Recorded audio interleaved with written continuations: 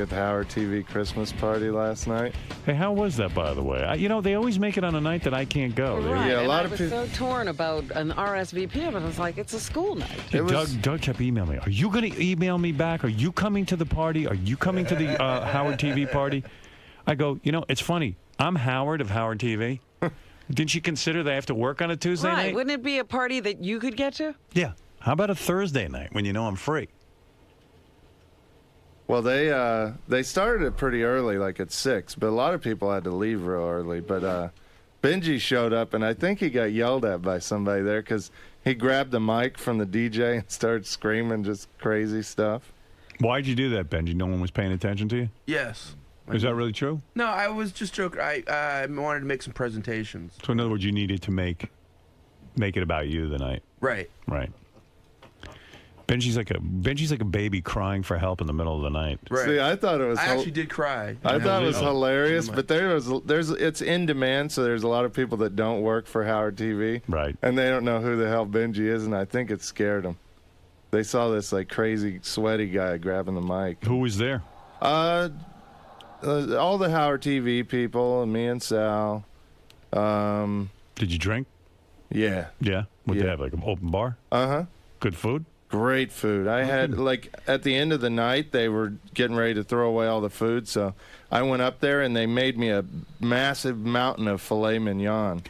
And, it was awesome. Did you, Scott the engineer doesn't get invited to that, does he? He did, but he wasn't there. Because he's been screaming he wants a Christmas party. There's a Christmas party. Mm-hmm. Right. Well, what would that? So they finally make a Christmas party. Somebody makes a Christmas party. And he doesn't go. He's upset that Sirius isn't having a Christmas party. Because when I need a limo driver, and I were talking about Scott yesterday, it's like Scott has like no friends. And the reason he has no friends is he just always complains, and he's I complaining. haven't been screaming about I want a Christmas party. I Yeah, didn't you say have. anything about the Christmas Yes. party. As a matter of fact, I feel what the company did this year was correct. That's the thing they should have done. Really? Yeah, the company is trying to, fix itself financially, so give up the Christmas party one year. Who gives a shit? I mean, I wasn't complaining good. at all about I've the heard Christmas that you've been complaining. That's bullshit. Whoever said that is come in here and tell me. I mean, because I haven't. What they did was correct. They shouldn't have a Christmas party, and they did compensate us in another way. They did? So They did what they do. yeah, they gave us another day off. Oh. Nice. So that's fine. It's fine. Well, look at you, Mr. Happy. Maybe you'll make a friend. When's the day off? You don't have any friends, do you? Like close friends? Who's your buddy? Because Ronnie says you have no friends.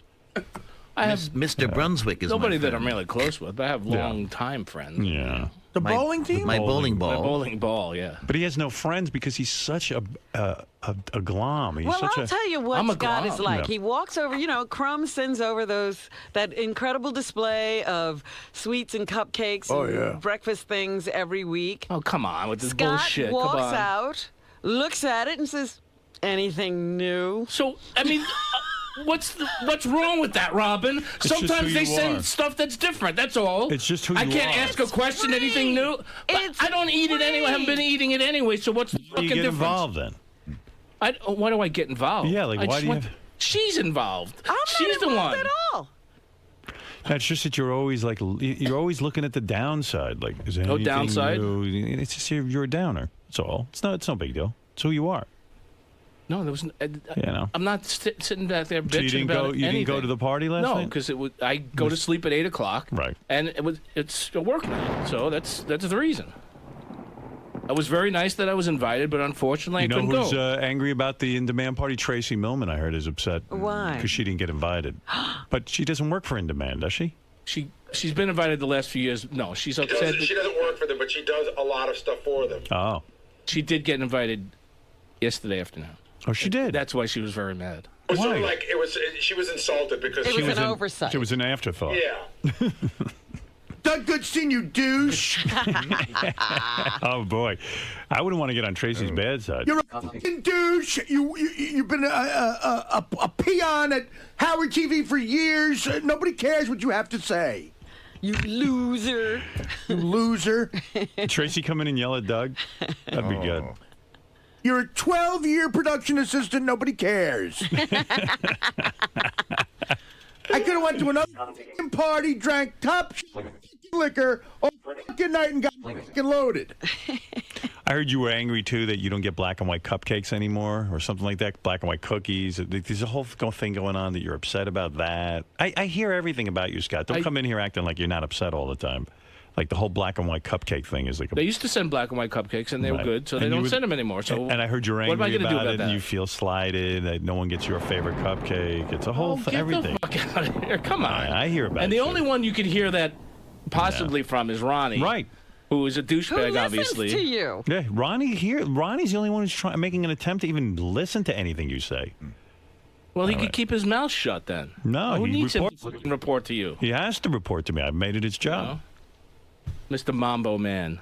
It's my eyes and Ridiculous. ears out there. Yeah, I know.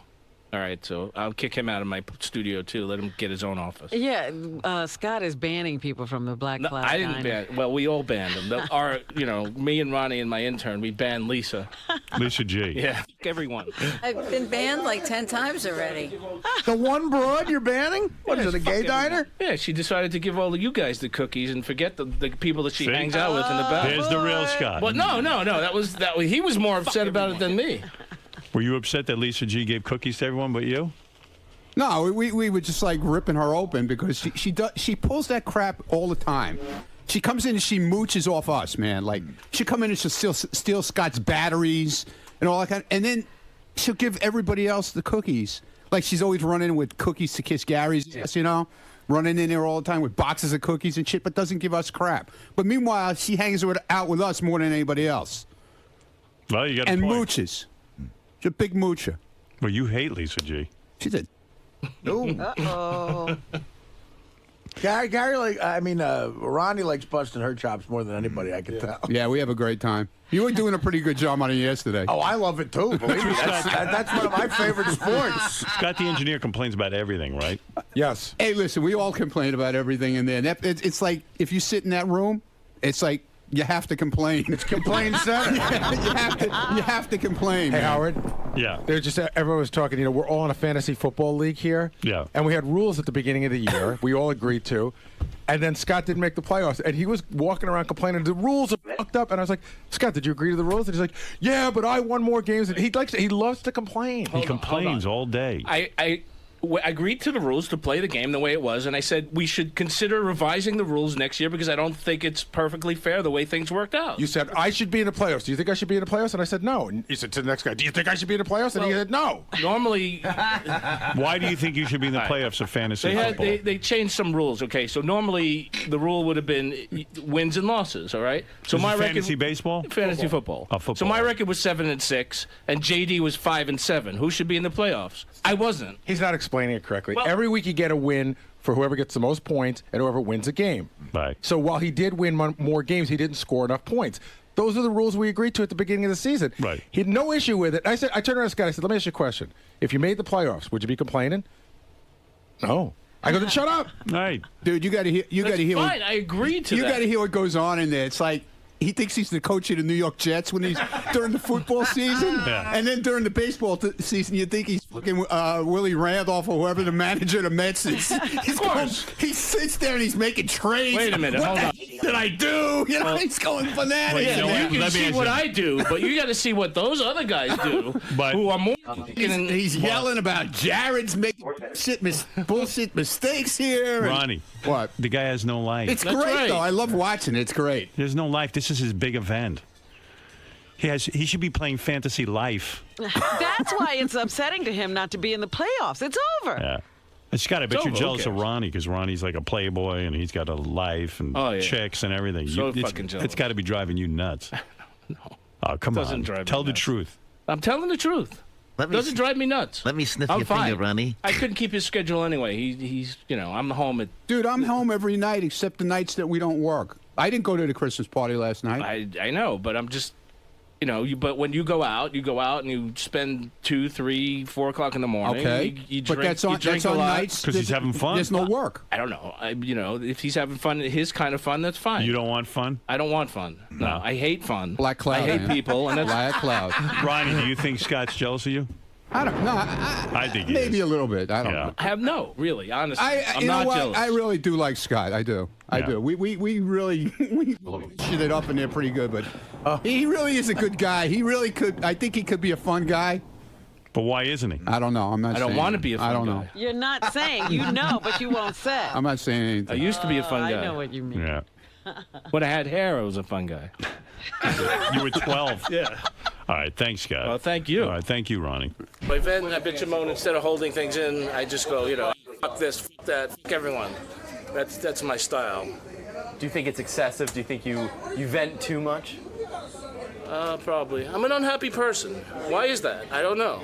But they say people. I've had a problem with that. I should see a therapist because I have a lot of things that are good in my life, but I still bitch and moan anyway. So why? Why should I bitch and moan? I should be grateful for the things I have and not bitch and moan about the things I don't have. Scott's really he's my friend. He's really a good guy. Yeah. Ronnie, but is his bitching and moaning excessive? Does it go too far? I love watching him with this man. It's great. I'm telling you, you'd think he was a manager and a coach. During the football season, he's a coach, and during the baseball season, he's a manager. That's right. He goes nuts in there. No, not over the football so much. The baseball pisses me off. He goes crazy. Yeah, the football when I play with these douchebags is, whatever. I mean, these guys are really, you know what they do? They make trades. They get up and Garrett, what is it? Do you pick on a Sunday morning who your quarterback's going to be? You pick your team at the beginning of the season. The gayest part of it, Howard, which we probably videotape next year, is we have the draft. Right. We all gather around in the office around 2 or 3 in the afternoon, and everybody has 5 minutes to pick somebody. And it's 5 minutes, but you put a lot of thought in before. No, you have 5 minutes per round. So, okay. It's number one picks the first player. You have 5 minutes to pick a player. Then number two, it goes on for like 3 hours. Right. How do you get to be the first guy to choose? Pick out of a hat. Okay. I think you pick out of a hat. So there's a number order, and you pick your first player. Right? Who was the first guy you picked this season? I think it was my quarterback. I think it was Phillip Rivers from San Diego. So then you pick your team. Now you have your whole team, and then every Sunday, if you have 15 players on your team, you can play 10. So on Sunday morning, you pick the 10 that you're going to play. Right. I get a newsletter that tells me right up to at 12:01 tells me who's injured, who's playing, and who's not playing. Because the worst thing you can do is play somebody who's hurt.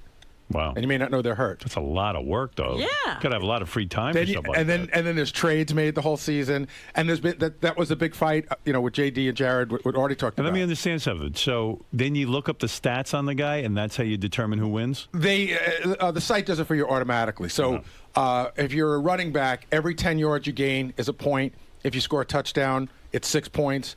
So if you throw a touchdown pass, it's points. If the quarterback throws, so if a guy gains 100 yards and scores 2 touchdowns, it's 22 points. So you don't necessarily want the greatest quarterback. You might want a quarterback who works on a great team, who can score a lot of. No, you want a great individual quarterback. Right. Because it's the individual statistics you're going on. Yeah, but let's say they got a guy who can run a lot of touchdowns in. It's not necessarily that he's a great quarterback. It's just that the team scores a lot of touchdowns. Right. You want a quarterback who throws. Howard's right in a way. Like, you'd rather take a guy who throws more than a guy who moves the team downfield but doesn't throw touchdowns and just hands off. No, but you want a good the quarterback as an individual has to be a good player. And then you're still going for the best individual player you can get. And then what you're looking for is, like, I have the quarterback of San Diego and I have a running back from San Diego. So all season long you're looking for what they call the double dagger. If my quarterback throws to my running back, I get double the points. Do you have LT? I do. LaDainian Tom. But do you? What about defense? What kind of? You get points for interceptions? You do. You get points for a defense. Oy vey, it's so complicated. You get points for a kicker. And you're winning? I'm in the Final Four. What do you win? I think we all put in $25. It might be $250. It's really not about the money. It really becomes it becomes like, if you win, it looks like you know a lot about. And you can football. trade all season. Yeah. I made a bunch of trades this year. Everyone does. And you're saying JD? Who do you go trade with, the other guys? Yeah, like I made a big trade with John Hine that changed my season. Then I just made a big trade with Will that helped me win in the playoffs last week. Wow. I traded for the Pittsburgh defense. They gave me 22 points last week. Howard, this is how gay it gets. I have direct television. Right. Okay? So I get all the games, right? Right. They put something on this year. I went in and put my fantasy football team in. I put the players in. While I'm watching the games, it will scroll my guy's stats across the bottom. Wow. Where do you get that? It's on DirecTV. You're kidding No, me. it's amazing. Yeah, that NFL package. Where do you put the guys' names in? You go in, and there's a place, and it just says team number 1. You could put in up to 8 players, and you go. So you say you go to San Diego, and it says pick Phillip Rivers. I pick him. Now he's on the team, and I pick all the different teams. Wow, and it rolls in what you're gonna. Whoa! As the games are going on, because all these guys in America play fantasy football. You have no idea the amount of money that's spent in fantasy football. Gambling You never is- saw. Real Sports did a report. I should pull it for you, Howard. There's a guy. I think he's called the Wizard. He's the greatest fantasy football picker in the history ever. Fat, nerdy guy with glasses, like a Star Trek convention. He shows up to the draft in a Wizard's outfit. Right. You know what I'm talking about? Yeah. Like the big with the Mickey big Mouse hat. wizard Yeah. hat. Yeah. And when he walks in, everyone's like, there goes the Wizard. So he's an asshole. But he's every day except when he's the Wizard. The money generated from gambling on football is really scary. You know, You're like- telling me there's a guy who walks around in a wizard costume, and then people go, "There's the Wizard," and people are buying into that. Yeah, they think that's cool. If he can win you money, if you follow his lead and you pick what he picks and he wins you money, But he's how not can that you big a pick deal. picks because all the other guys in your pool have to go along with Well, that. that's his pool, but you could say you could look at the Wizard. Everyone's got pools all over the country. Right. So if the Wizard says, "I think that this running back's going to be great this year," you pick him for your league. Is the Wizard generally right? I don't know. I just saw that piece on him. I just saw him walking around in the Wizard's outfit. I couldn't stop laughing. Is that like a Morian guard? It was exactly like a Morian guard. It's On the sports. Wizard. It's sports version of that, definitely. Jerry O'Connell was in your fantasy league, wasn't he? Yeah, he did really poorly. He's in like 7 different leagues. Oh. He's fucking a model. Why don't you guys get costumes like He's the not Wizard? that good at fantasy football. He wasn't concentrating on the trade. It's true. He's busy fucking a hot model. How into fantasy football is he going to What be? percentage of people in fantasy football are fucking a hot model? He's got to be like the only one. Yeah. But you see, Gary's got that best combination of a quarterback and a running back or a receiver on the same team that can hook up together. But if they're bad, then it's a bad week for you. I'm pretty sure on my chess website, I'm the only guy fucking a model. I would say you might be an only Yeah, guy. I think you're 100% right. Boris Spassky wasn't fucking a model. Right. Right. Well, anyway, regardless, we're here. We're here and we're proud. And that's it. Good for you, Gary. Congratulations on being. What's the name of your team? Do you have a team? I'm just Bowie. You're Bowie. I'm Bowie. But John Hine is defending champs. Steve the intern is the glucometers. Will is Teddy molesters. Jason is intensive outpatient rehab. And I can't Teddy's remember. whole life is about Artie. Oh, yeah. I mean, he has no identity except for Artie. Wait, Teddy, what's Teddy's name? No. Will's team is Teddy molesters. No, but Teddy's team is outpatient rehab. No, I'm sorry, Jason's team. That's Jason. So what's Teddy's? Teddy's not in it. Oh, he's not. It's he doesn't have time. What is JD's team? JD has JD's is whatever. JD is, I think it's called Takai's Balls, something like that. Oh. What is that about? I don't know. He named his team after George Takei's balls? That might be Jerry O'Connell's team. I can't remember. And then somebody's got a team making fun of Jerry O'Connell. Like I think it's called Jason Bateman Fan Club. Oh. Who has the funniest name? I think they're all sort of goofy. So I think intensive outpatient rehab is the best one. Sal, you're not in this. No, but doesn't know a thing. these assholes, to piss me off, they named the whole league the Emotional Friends. Oh, yeah. When you go on, it says, welcome to the Emotional Friends League. It is awesome. You know what's funny about that? I was thinking about the other day, like, that word emotional friend is the greatest thing. I mean, Sal's wife has an emotional friend, and Yeah. he's got to live with that every day. Dude, and it's such a funny word, emotional friend. they used to, you know what? They used to call it. We put 143 on the map. I mean, know. everywhere I go. One time I went out to a comedy show. 10 guys showed up with "I'm the emotional friend" T-shirts, and You were Jerry 143 on the back. If you were Jerry O'Connell, wouldn't your team be Rebecca Romaine? Wouldn't that be your team? Well, it's funny because I was listening to the best of 2008. I was listening to Jerry O'Connell on the wrap-up show, and now that I know he's in the league and how much it means to him, it's so interesting hearing him talk about how he can't really watch the game at home. He can't watch all the games at home. How he got season tickets to the San Diego Chargers because he loves them so much, and he thought in his mind, you know, Rebecca and I will get up on Sunday mornings, we'll take the drive, we'll have brunch, it'll be great. She's like, I want no part of your football. I don't want to go to your game. So Jerry loves this thing that he can't really fully appreciate. So how's he going to stay in this long time if Rebecca's like kind of pulling the plug on his passion? He says, you know what, there's things, I'll have my moments, and then she'll have her moments, and we'll just have to learn to live apart. Sounds like a typical marriage. He sets his, the other thing that blew me away in that is that he sets his alarm early so he can get up and play video games because she doesn't like that either. Wow. Right, he can't play when she's awake. Why can't he play? I don't know. I got interviewed. And then at one point, like Benji even brought up the whole thing. She doesn't like the sound of the football game on in the house. Right. So Benji said, "Well, did you ever think of getting wireless headphones?" But there was something wrong with that too that she didn't like. Because then she won't be able to hear him, or he won't be able to hear her if he's wearing headphones. She wants him paying attention to her all the time.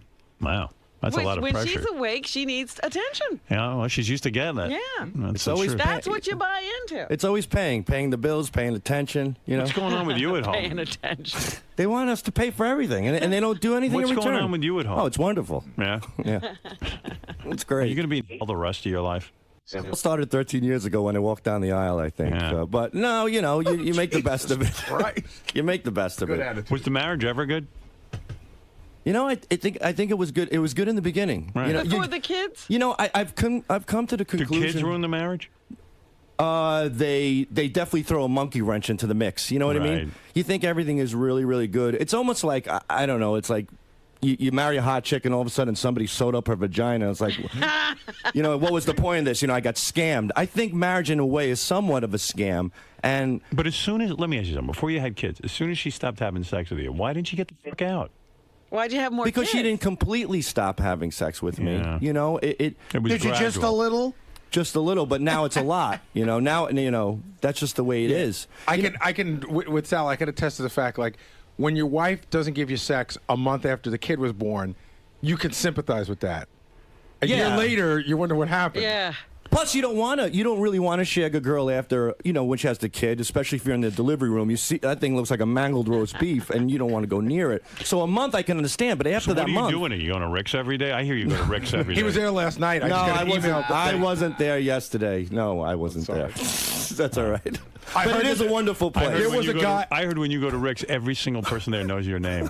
That's what I heard. I'm like Norm from Cheers Rick's over there. Cheers? Yeah. Hi, Sal. Hey, Sal. What's doing? You know what's crazy? The ironic thing is that married women keep these places in business. They do. It's wives that drive these businesses to make lucrative amounts of money. It's unbelievable. It's fun going when you're single. Right.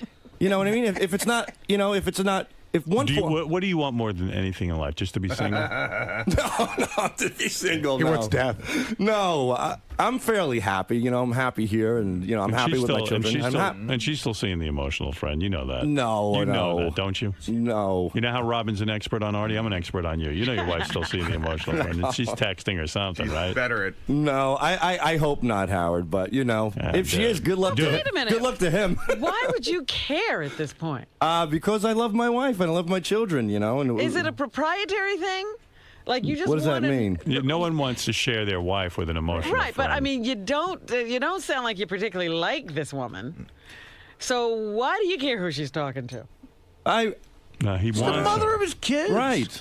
I'm simply saying she could talk to anybody, couldn't she? Quite frankly, let her go fuck whoever she wants, but you go do the same thing. Yeah, but that's not good, and you're not setting a good example for the children.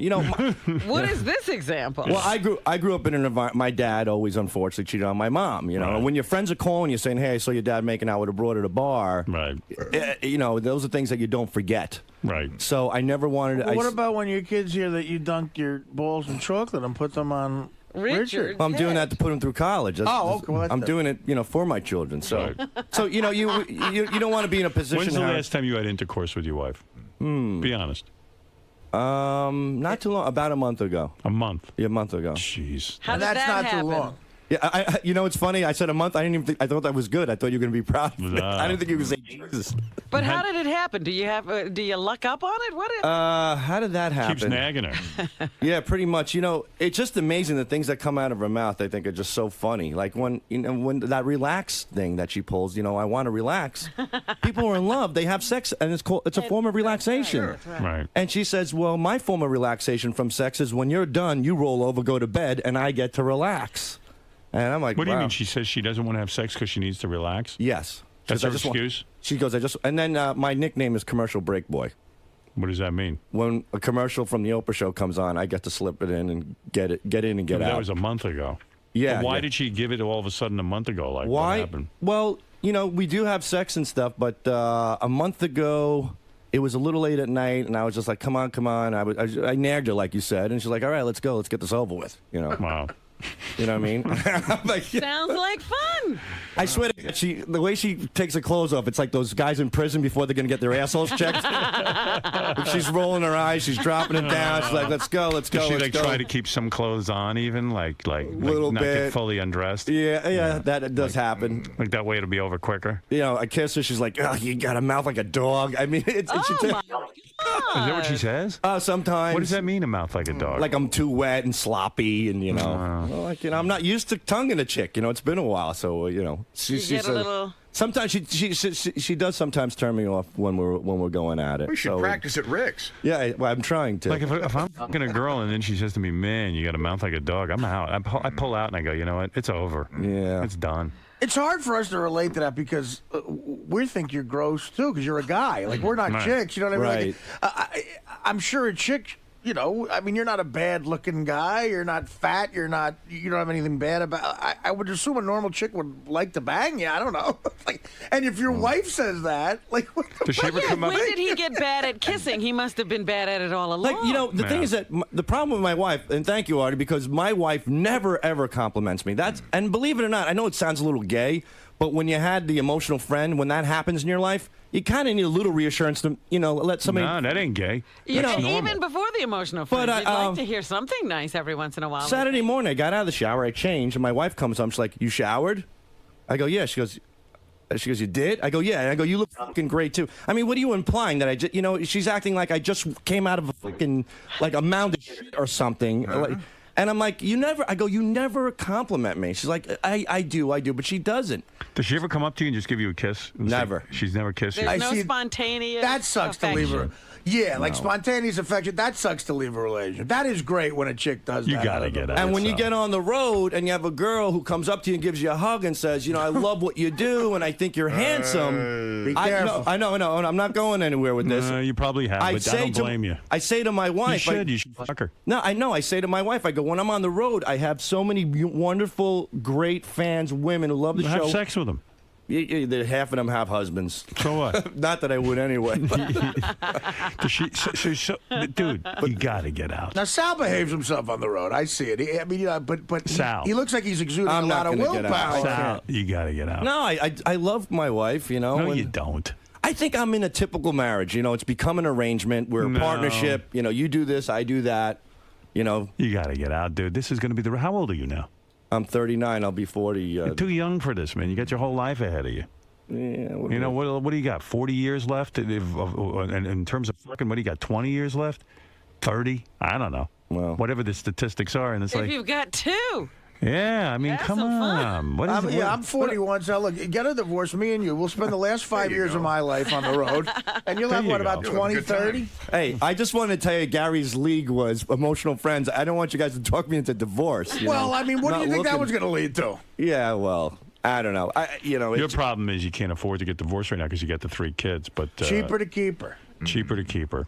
Yeah, I did talk to a guy once. He says, what do you make? How many kids do you have? What's your debt? He wrote it all down on a yellow notepad. He looked at me like I was retarded. He chucked the pad at me. He goes, financially, you're so, who was the guy, Dominic? I don't know. Let's just say spaghetti in a ceramic plate busted over somebody's head, but not Dominic. Listen, you know what? He's telling you the truth. You mean tell me Dominic looked at your finances and said, hey, he threw the book at me. He literally threw it at me. He said, just go home and work things out. He said, get out of my office. You make me sick. He did the math. You can't get out. He did the math and he said, you're in. Literally, get him out of here. Because there's no money. He goes, wait, because he's in doing the math. He's like, there's no room where you're going to pay me $200,000. That's right. It was the only time he didn't have to use a calculator. Everything was one digit. Kathy, you're on the air. Hi, Kathy. You know what, Sal? You're an asshole. I wouldn't you either. Right, good. You know what? Your wife, instead of looking at her like mangled roast beef after she's had a kid, that's amazing. My husband looked at me so differently in a good way. He couldn't believe He's lying. Yeah, of course he's lying. Matter of fact, He's going to tell you your twat looks like a roast beef. You're never going to bang him again. He's lying. He is not lying. I swear to God, he is horny for me every friggin' night. We've been married almost 25 years. By the way, though, Kathy, Sal is horny for his wife. That's not the problem.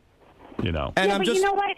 When I listen to Sal, I think, who the hell would ever stay with this asshole? Right. Yeah, well, that's his wife's point. You know, she's not here to argue her point. Our point is, listen, he's been such an asshole for so long that there's no way you'd want to kiss him or fuck him because he's an incredibly embarrassing asshole. Thank you, Howard. Yeah, I mean, I have to argue her point. Well, absolutely. I mean, you know what? I can't even tell you. My husband does come up to me and kiss me, and I go to kiss him because he's genuinely nice to me, and he doesn't stick his balls in chocolate, and he doesn't do stupid, idiotic things like you do. But that's not his profession. That's mine. His profession is sticking his balls in chocolate. Yeah, that's what I do. How do you put that down in your tax return? No wonder he doesn't get paid that much.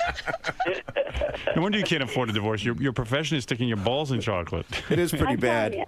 You know what? I don't know. I don't know how she puts up with you. And Well, you can move in with her, okay? And you could figure it out, all right? Because you know everything. Over on I don't know vacation. everything, but I do know I've been married for 25 years, like I said, and you know what? It's not always easy. I never said it was. Hey, on vacation, didn't you take your wife to California over Thanksgiving? Yeah. Did you guys have sex at all in California? No. No? On a vacation? That's pathetic. That's pathetic. Hey, before I hang up, That's like it's my fault. It is your fault. Okay. But anyway, Artie, Yeah. I just finished your book, and I love it. #1 bestseller. Wow, you can read. It's amazing. You're such an idiot, Sal. Sal, please, how dare you? The book is great. This is Artie's fan. Stop it. Yeah. My agent Don Buckwell just said he finished the book. He loved it. He thought it was great. He says, "Have you read it?" I said, I work with Artie. I haven't read it yet, but I have it all scheduled out for my vacation. No, I'm reading it over the You vacation. have cliff notes for Howard Hardy? No. You know what it is? I need time to sit down and read the book. It's an amazing book. Every father and son should read that book because that's a father and son's book. Yeah. There you go. There's an endorsement from Well, Sal. there you go, Sal. Thank you. It really is because it was. I just lost it when I read it. Well, what are you going to tell your sons about marriage? Don't do it. Play the old tapes with me on Sirius. I think you should tell your sons to call me, Sal. I'll tell them how to be a good husband. What are you going to do? Blow my sons? I mean, why would my sons have to call you? Why would my sons call you? I mean, she's being ridiculous. Call her. My sons are going to call her. Hey, this lady just called Daddy in front of 20 million people. Why don't you give her a call, son? That makes a lot of sense. Hey, Daddy just blew Richard in front of 4 million listeners. And that's really nice. Well, that's nice of you. That's what you would say to my children. No, I would not say that to your children. I would tell them how to have a good, solid marriage. Yeah, avoid you. Well, she Avoid has a me. good one. No, believe it or not, I don't go down on my husband, and he doesn't care. You don't go down. He sure does. Wait. Yeah, sure. So he doesn't insult your vagina after pregnancy. Wait a second. Hold a second. Nope. Why don't you go down on your husband? I just don't like it, and I suppose the gagging sounds I used to make in college afterwards, when I did. Does he go down on you? Once, and I wouldn't let him after that. Why? Explain to me why women don't want a guy to go down on them. I'll tell you why I didn't let my husband, because he had never done it before. Right. And he did it. He didn't do it properly. He didn't do it the right way, and I couldn't walk for a week. What? What do you mean? It hurt? No, he sucked on it instead of doing what he was supposed to do. What's he supposed to do? Like lick it? Punch it? Oh, yeah. Well, yeah. And, he just ruined me for it. Wow. Wow, you really are in love. It sounds fantastic. You don't blow him, and he ruined your vagina by fucking you too hard. You have a great marriage. Please call my children. We have a great sex life, though. What do? You just fuck, right? Yeah. So what happens? When you guys are ready to do it, he kisses you a couple of times, rubs over the boobs, and then he just gets on top of you and puts it in? Sounds like No. What's he do? Not that quick. What do you do? Does he put his finger in you? Some of that. But you don't like that. A lot of foreplay. What kind of foreplay? You pretty much eliminated everything. Well, Which is fine. The mouth is not the only thing that's. We do what we do. Tell me the routine. Take me through it. I'm curious. I'm not kidding you. Now, this is hard to. Is this Howard? Yeah. Hi, Howard. Hi. Oh, what a dope. No, it's hard to hear on a cell phone, Sal, you idiot. Kathy, tell me what the routine is. Usually, I initiate because he could do it all the time. Plus, I've had 5 or 6 surgeries down there. I had to have a hysterectomy. I've had all kinds of problems. He's been incredibly patient. So when we can, we do. I take him up to the bedroom, or I get undressed right in the living room in front of him. I mean, our kids are pretty much grown. We have one living at home, but he's out. And if he's out, I just do a little striptease for him, or take off part of my clothes, and he immediately becomes erect. Right. And we either go upstairs or wherever we are, and we just, it's just very loving, very So then he puts it in, right? Eventually, sure. Yeah. I'm saying there's not a lot of foreplay. Just see, you're ready for him. No, sometimes we do massage, and we have all kinds of gels and creams that we can use, and sometimes we shower together. Yeah. You know, I mean, it doesn't get old. If it gets old and boring, we change it. And what positions are you a fan of? Because of what's going on with me surgically, I'm not crazy about being on top, but once in a while I can do that. So what do you like, a doggy? No, I like missionary mostly. Does he ever roll you over on your side or get you from behind? Yeah, absolutely. The side is the best for me. Okay. Sometimes on the side, sometimes from behind, but he likes that best. So sometimes, we'll do that. Wow, that's I can't wonderful. believe I'm talking so openly, because I don't talk too openly about this, but I can't see you, so. Right. We can't see you either. Actually, those Sal, hysterectomy scars. Hysterectomy. Actually, Sal, How did you explain it to him? She probably looks like Frankenstein. See, with all those hysterectomy scars all over her twat. Hysterectomy? I can't say the word. Hysterectomy. I have not one scar, not one. Yeah, it's in your head. Kept myself in shape all these years. Before your husband, did you like getting an oral? I met my husband in college, so I really haven't had too much experience, and only had oral one other time. And that guy sucked at it too, but not for the same reason my husband did. I guess if you're with a chick who doesn't want oral, maybe it's good because you can go right to her. Listen, I love doing that to a woman. If I'm really attracted to a girl, you dig I mean, it. of course, yeah. Why not? But obviously they found each other. They're compatible. But what if He's she not doesn't? so great at oral? She doesn't like it. What if she doesn't want it? Then if she doesn't want, I tell you what, that usually turns me off to a relationship. Yeah. But how do you know they're totally compatible? She's not good at it, so she doesn't do it. Maybe he does want it, even though he says he doesn't. He doesn't. He's saying he doesn't want it because he doesn't want to hurt her feelings. They're having a great sex life. They're doing it how often? Many times a week. So you guys can carry But I'd be on all you nervous. want. She sounds like she's about to fall apart down there. Robin doesn't like giving a guy oral. No, I have very That's good not doctors. They true. put me together very well. You do like giving a guy oral? You told me you didn't. I'm very loving. But you don't like doing it. No, it's not that. You like getting eaten, right? Because a lot of girls don't like it, Robin. Right? Yes. A lot of girls don't like it. A lot of girls don't like it? Yep. A lot of girls don't. Why do you think that I'm shocked is? that you're saying that. I don't talk to women who say that. I've talked to women who say they don't really care about that. They want the main event, and that's it. Well, I love the main event, but You want that too. Yeah. I was you with want a girl. everything. I was with a girl who had the attitude don't. She seemed uncomfortable with it for some reason. Like, I don't know, not like a religious thing, but she was like, don't feel like you have to do that. Like almost. Really? Like, yeah. I think personally, And that turns me off. I think it's a sanitary issue. I really do. I mean, the vagina has a tendency to smell very easily, and especially if you get And built you up. think women are embarrassed to because have you down there? Well, let's say you meet a girl at a bar. She hasn't had the opportunity to go to the bathroom and check her oil. You're making out with. She's not exactly sure if she's clean. So if you bury your nose down there, you might be in. Some for a women little are afraid that you're going to take a whiff. Yes, absolutely. So it ruins their fun. If you've been, were you with a person who was lily fresh and they said don't bother? Yeah, sure. Wow. I have.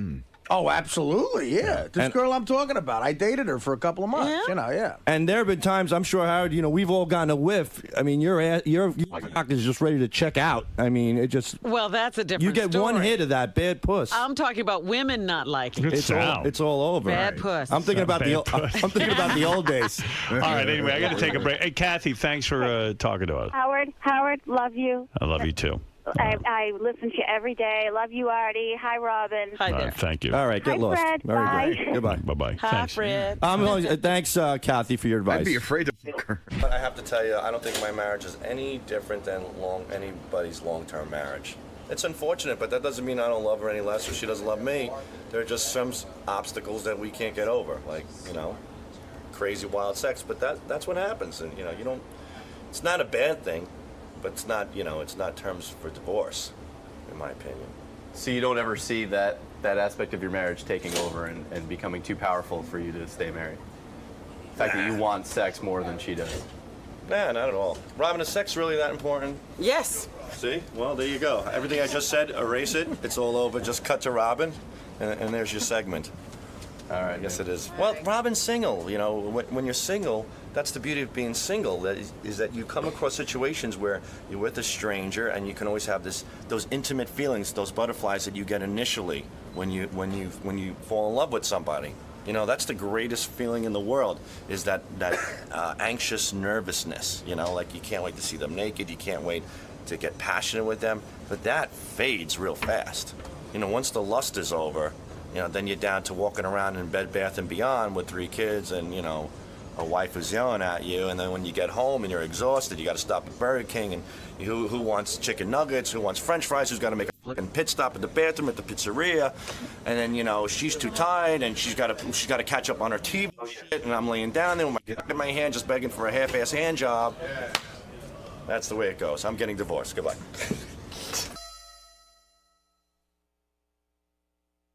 I'm here today for Sal and his wife. We want to get to the bottom of what led to this emotional friendship or emotional affair of hers, but with somebody who, by the way, signs emails 143, I love you. So we have a lot of talking to do to try to rehab or even to make better their marriage, maybe better than it ever was, based on this wake-up call of his wife inviting somebody into the relationship. And so now we're going to get to the bottom of it, hopefully. I'm here again for the team at Howard Stern, and I'm looking forward to seeing Artie, too, just to say hello, make contact again. Today's the big day. You're going to have your therapy session with Dr. Keith Ablow. Maybe work some things out. What do you think's going to happen? Nothing. Absolutely nothing. I'm gonna laugh, and Sal's gonna talk. No, you're doing the talking today. I've done enough talking on the show. I talk too much. Less of me is You more. wanted this. You talk. I didn't want this. Now, Howard wanted this. guys, you're bickering already, and it didn't even start yet. Oh, that's not bickering. Come on. This is what we do. This is not bickering, believe me. Do you think the session's gonna be good today? Think it's gonna help the situation? I'm not really sure which situation we're going to be helping, but it'll definitely be interesting. Sal, you seem like you're lost for words. What can I tell you? It's our show today. There was a lot of speculation about how to handle the next bit. Benji, for example, suggested that Christine come in alone by herself at first, and I said no. I said I think we should just bring everyone in together and get the party started. Doesn't the doctor determine how that goes anyway? That is correct. I'm going to ask Dr. Keith Ablow to come in first before we bring in the couple. But I'm going to sit him on the end of the couch here. Howard, Sit him on the end of the couch because he is really the key to this. Dr. Keith Ablow is going to counsel Sal and his wife Christine. Also, the new comedy starring Ben Stiller about love and marriage, The Heartbreak Kid, in theaters this Friday. Keep that movie in mind as you listen to this. All right. Because if it wasn't for them, we wouldn't have this going on right now. Oh, really? That's right. They gave us this? They helped us with this. Yes, they did. And Heartbreak Kid is one of my favorite movies, the original. So I bet you the new one will be good, too. Ben Stiller. Dr. Ablow, welcome, sir. Good morning. How are you? We are entrusting Your you. old friend Artie over there. So awkward. Your patient Artie. We're entrusting you with what might be one of the greatest bits of all time. I don't want to put pressure on you. But Okay. Dr. Ablow, you should know that this is a very big, big deal to us. Sal, who works with us, as you know, very upset. Yes. He found out his wife was having an emotional friend. Emotional friend. Right. 143. A lot of us think there might have been more than just emotional friend there. We don't believe this is such a concept. I think. And even if it was just emotional friend, has there been a violation of trust that will never be repaired? And in Christine's defense, yes, Sal was not there for her at all. He had left her. She was emotionally empty. And he acknowledges that. He does. To his credit, although some would challenge him as to whether it's completely to his credit, I suppose. I mean, I do need to ask Christine about what went on because we've never heard her side of the story. We've all heard Sal's. Okay. Well, we should get to the bottom of it. Then at some point, I will need you to step in. And we should also point out, I was talking to the doctor last night, just to give him the update. We should point out that they did go to therapy for a while, stopped going to it for whatever reason. And Sal did admit on Friday's show that it ripped his heart out, and he feels like less of a person now. And he says he doesn't think the relationship could ever be the same. He says he'll never be the same man again. All right. And the therapist said it could take 2 years just to get them back to the place where they were, which wasn't the ideal place. Right. Okay, Oh, God. so Jeez. luckily I'm here. Can you imagine? Yeah, 2 Dr. years. Ablow. Just to get back to the bad place. So just to get some background, I'll ask Christine a couple of questions, of course, to get us up to speed, and then I will assume you'll step in. Please. All right, Gary, bring in the happy couple. By the way, Dr. Ablow's book, Living the Truth, Transform Your Life Through the Power of Insight and Honesty, is in stores now. And I must say, Christina looks particularly lovely today. Christina looks particularly pretty, which makes things worse. Gary, we said the happy couple. First of all, Christine, hi, Christine. Thank God you're here because it's about time we get this all off our chests. Sal's been talking about it, but you haven't had a chance. You are particularly beautiful. You know that, and I know that. Thank you. I think most of us are in shock that Sal even could get you in the first place. Honestly. Thanks, Sal. Good start. I mean, you really are attractive. Thank you. That's no bullshit. I'm not saying it for the air. I mean, and you know it. And men hit on you, don't they? Sometimes. Right. And Sal, I think you'd be the first to agree that you took for granted that you have a hot wife. Yep. You sure did. Boy, you got the rude awakening of all time. Christine, how did it happen? What? From your side of the story, how did you end up getting an emotional friend? Where did you meet the emotional friend, and how did this all happen? Honestly, we're just friends, which we're not really friends anymore. And that's it. How'd you meet? There you go. I didn't get to say hi. Hi, how are you? Good, how are you? She's kind of trying to ignore the psychiatrist on the couch. I mean, how did you meet? I mean, Sal had, in your opinion, what was Sal missing? Aren't we here to talk about Sal and I? Yes. Okay. But in your opinion, what was Sal missing as a husband? I mean, really. She said I started becoming a real crabby, grouchy guy. Like, I was more and more the guy you heard on the air versus, like, when I used to come home, I used to be considerate and not talk about what happened. And that's where I would just kind of decompress, but I was bringing all my tension home, right? Yeah. He's more Archie Bunker and Ralph Cramden rolled into one. Right. You know what a dreamboat. I'm jumping ahead here in this story, but I think, here's my guess on all of this. I don't think you're in love with Sal anymore. Why do you think that? I'll tell you why. Okay. You're very attractive. You've been with him a long time. You've been down the road. You've had kids together and the whole thing. I don't care what you tell me. This is just Howard Stern stuff. I'm not trained like Dr. Ablow, but I do believe that you're at the point where for the kids, you'll hang in there. But you would love to run off with another man and have a fantasy life with him. Am I right or am I wrong? Well, you make it sound so wonderful. No, I'm not doing that. Are you in love with Sal? Of course I'm in love with him. I wouldn't be here. In love with him. You don't just love him. You're in love with him. I don't think you enjoy fucking him. I don't think you enjoy sucking on him. I really don't believe you do. She can't enjoy something she's never done, Howard. Seriously, I think you would. Do you have fantasies of being with other men? No. You do not? No. Okay. So how did this happen? Well, how do you write 143 to a guy? Yeah, how did you come? 1, 4, 3. I'll tell you how, Robin. In case you write "I love you" and you could get busted, you play it safe, and you write 1, 4, 3. Christine, I haven't met a woman. I haven't met a woman who's heard this story. I haven't met a woman who's heard this story that says you don't text message a guy 143 unless you. I didn't. First of all, it wasn't a text message. It was an email. It was an email. Okay, pardon my ignorance. No, it's okay. And what are we doing here?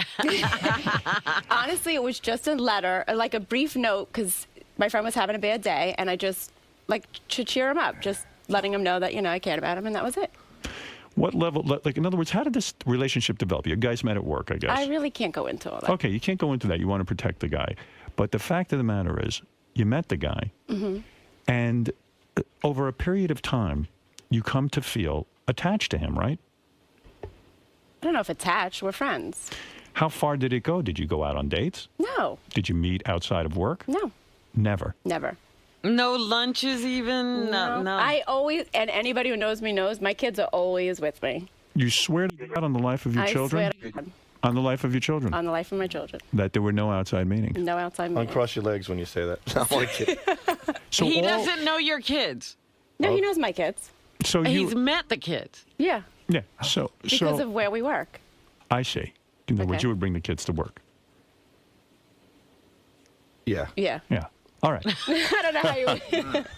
So there came a time where you started to realize you're not just friends, but you are so-called emotional friends, where you would feel comfortable enough to. You all made the emotional friend thing. I But I mean, when you start just ran with it. when you start writing when you start writing "I love you" to another man, and making secret phone calls and hiding the friend from your husband. First of all, I never hid my friendship. Yes, you did. You hid the whole. I mean, Christine, how This can is you why not we say? don't go to therapy anymore. How can you not say you didn't hide it? When I went. Interesting.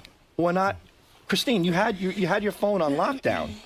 What do you? I don't have my phone on lockdown. You had your phone on when. My phone never. What is even, I don't even know. lockdown, Sal? I don't know. It's when you put it on silent mode. At night when She'd I go have to her phone on sleep, silent mode and I she'd put keep on it in her silent. pocket. How many times? Well, you checked all the bills and stuff. How many times a day were they chatting? 30 times a day. 30? Yeah. And how many emails? I only found the one, but it was about 30 times a day in chatting. And when we went to Disney and I went fishing with my son, she spent 45 minutes on the phone with him. Wow. On the weekends from 11 o'clock to 2 o'clock in the morning, while I'm working on the road. They spoke. I mean, they were definitely very, very good friends. And she used to hide her cell phone under a ski hat in her armoire. hid it. Used to put the ski hat on top of it just so I couldn't see it at nighttime. God forbid it rang or anything. We discussed. I mean, this is 45 minutes on the phone to a man. Yeah. And 30 times a day? Well, a text message you could only write those like were two phone calls, sentences. not the text records. He's talking about phone calls. Yeah. The phone records indicate phone calls. Every phone call every day. The last phone call of the day was at 5:15 because I usually walk in the house at 6 o'clock. So it was like the farewell call of the day. Oh, my So how do you say you're not hiding that from your husband? I was not hiding it. You don't think it's unusual to make a call to a man 30 times a day? We were friends. I talked to a lot of my friends. But why never bring it up to Were there Sal? calls to women of that quantity, Sal? Sal, was she calling any women 30 times a day? No. But this is something that this came out in the past. I mean, this is the past, and I don't want to put a lot of pressure on Christine. No, listen, there's pressure on both of you. We both know you're both. Listen, Yeah. it takes two to tango. Dr. because- Ablow, what do you make of what you're hearing so far? Well, okay, so far, and we have a little time here, so we can Okay. take a journey. But this metaphor hope of it's a being happy on ending. lockdown, as Sal puts it, I think you're still on lockdown.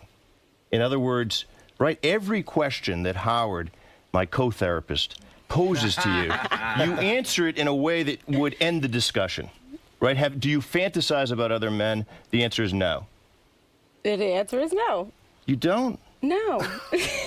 You have no Perhaps I fantasies. haven't met anybody to fantasize. But you have no. You only what? You only think about sexual thoughts just with your husband Sal. I guess. Yeah, but see, Christine, I guess, Christine, and I'm then- in love with Beth, but I do, like, if I see a beautiful woman like course. Valentina, who was in the studio Yeah, I the other know. day, I can think about screwing her. I go, oh my goodness, she'd be fantastic in bed. And I mean, see, it's human. I don't know. I don't think that way. I think you believe that if you shut this down, if you put it on lockdown, that will be your best road to maintaining the parts of this relationship that you value. And I allow there are lots of parts of it, I'm sure, that you value.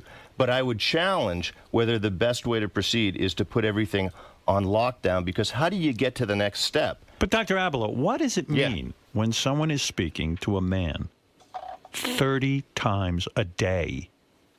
What does that mean? I mean, is there? Sal doesn't believe Christine is being I don't honest. believe Sal. No, I believe Sal, do you believe Christine is being honest with us today? Here's the deal. I believe that everything we've discussed, I believe that she did develop an emotional friend.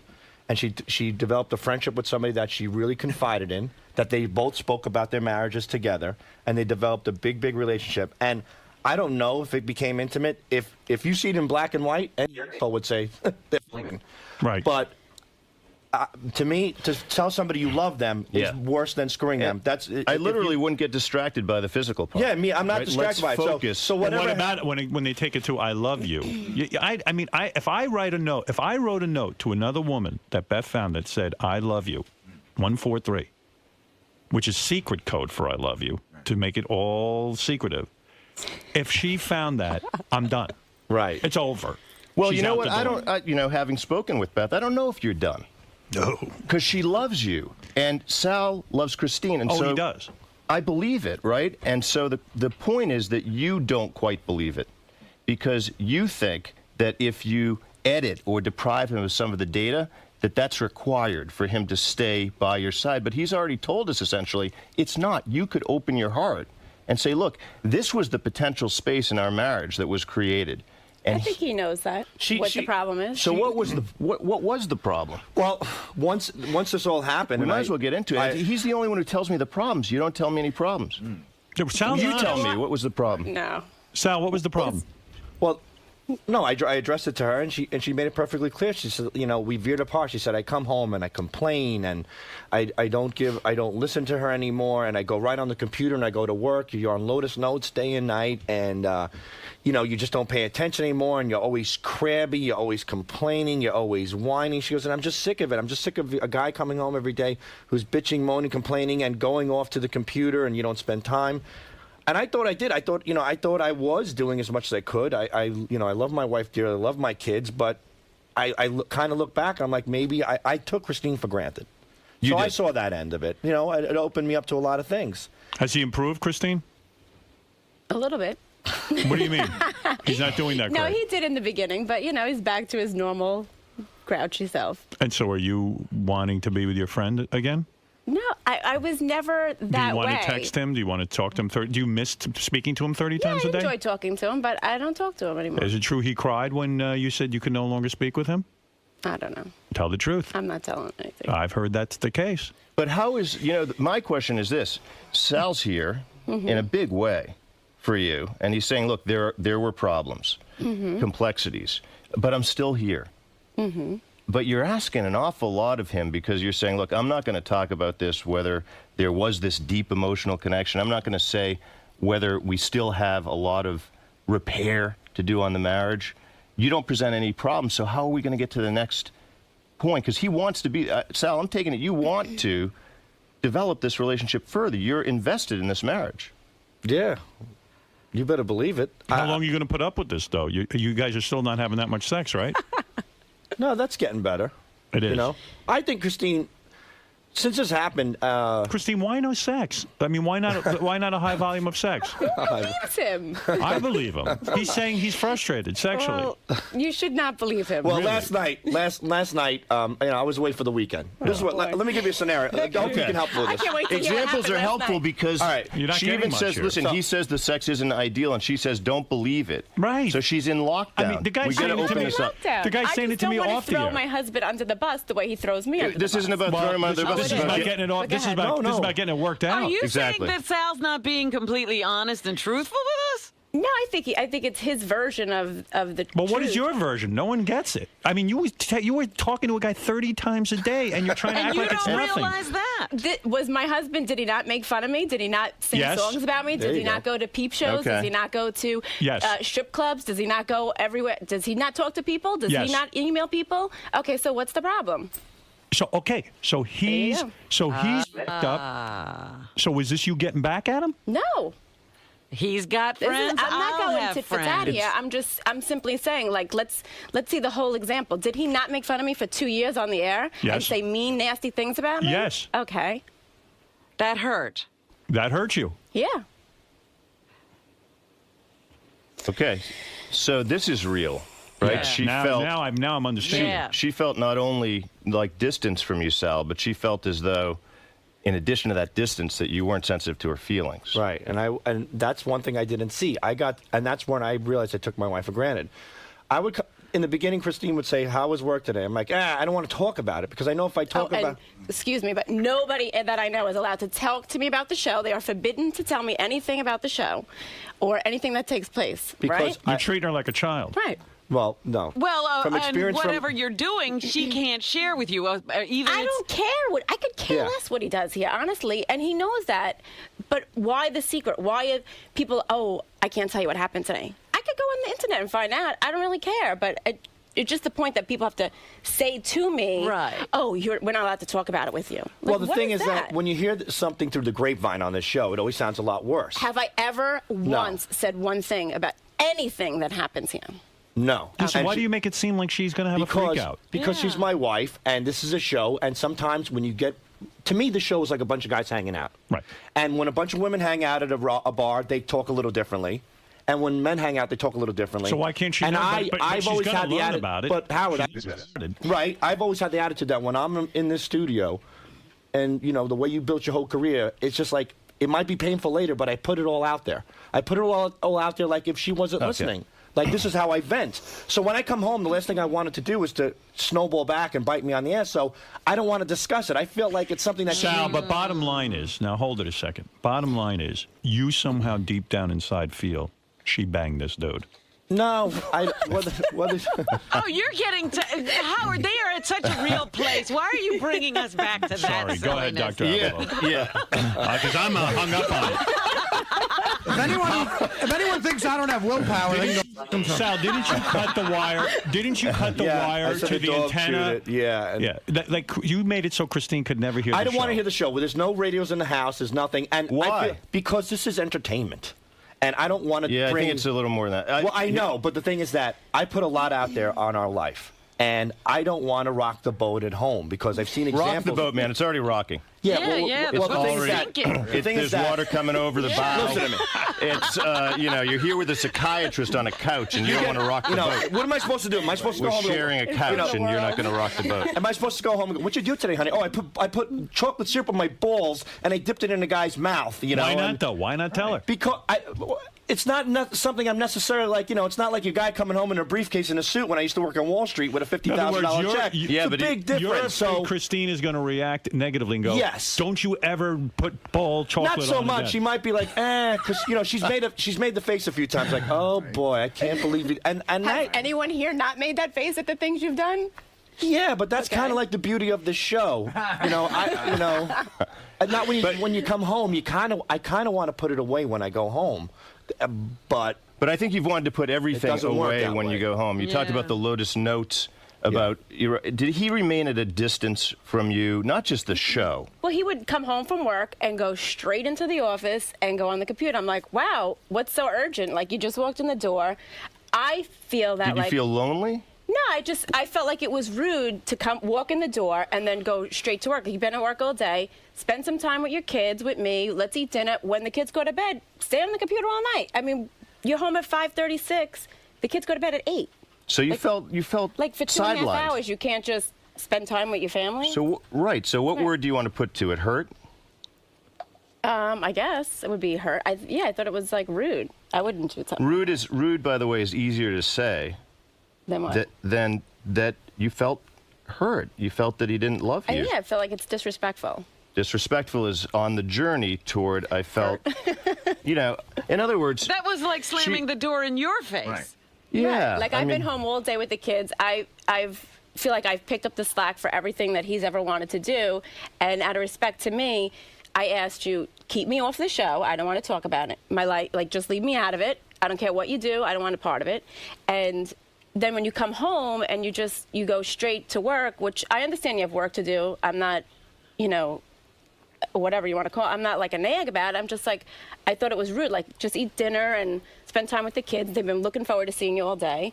And, when they go to bed. So your coworker filled a void. You cared about him and he cared about you. Right. I have a lot of friends. But this one you talk to so much and at night and on vacations because you weren't talking to Sal, right? I spoke to other friends when I was on vacation too, but we're not gonna. I guess other men. I don't know. You don't know? Well, no. Are there other? No, No, because I have listen, a this very is good friend, Okay. too, who's also a man. My husband knows him. Yeah, but that was completely open. That's Right. Ian. I know that. Right, but I'm just The saying. thing is that when this emotional friend came out, 4 guys called my house. Is it me? I'm not kidding you. What do you mean? I don't Richie understand. Bellinson thought it was him. Right. The installer of the Stars thought he was the emotional friend. Right.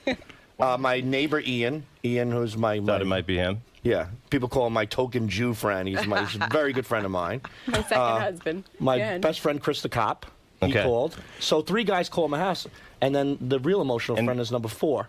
And it's interesting. You know what? Here's what's really interesting is that there's a complaint that you've raised, which is that Sal goes home and he doesn't relate to you. He's not there with the kids. He's emotionally not available. First of all, I'm always there for the kids, Christine. Always. No, I didn't say you're not there for the kids. Okay, just But she said you went and used Lotus Notes. But you're you're on the busy computer. with work. And Right. she did say, by the way, just so we don't lose any of the data, she did say, it wouldn't be so bad if he spent some time with the family. Right. So she does think that there's not enough of that. That's right. I heard that too. But there's something interesting happening from a dynamic standpoint here, which is that my experience with Christine is that she's very reticent to share things that are deeply emotional, particularly things that hurt her.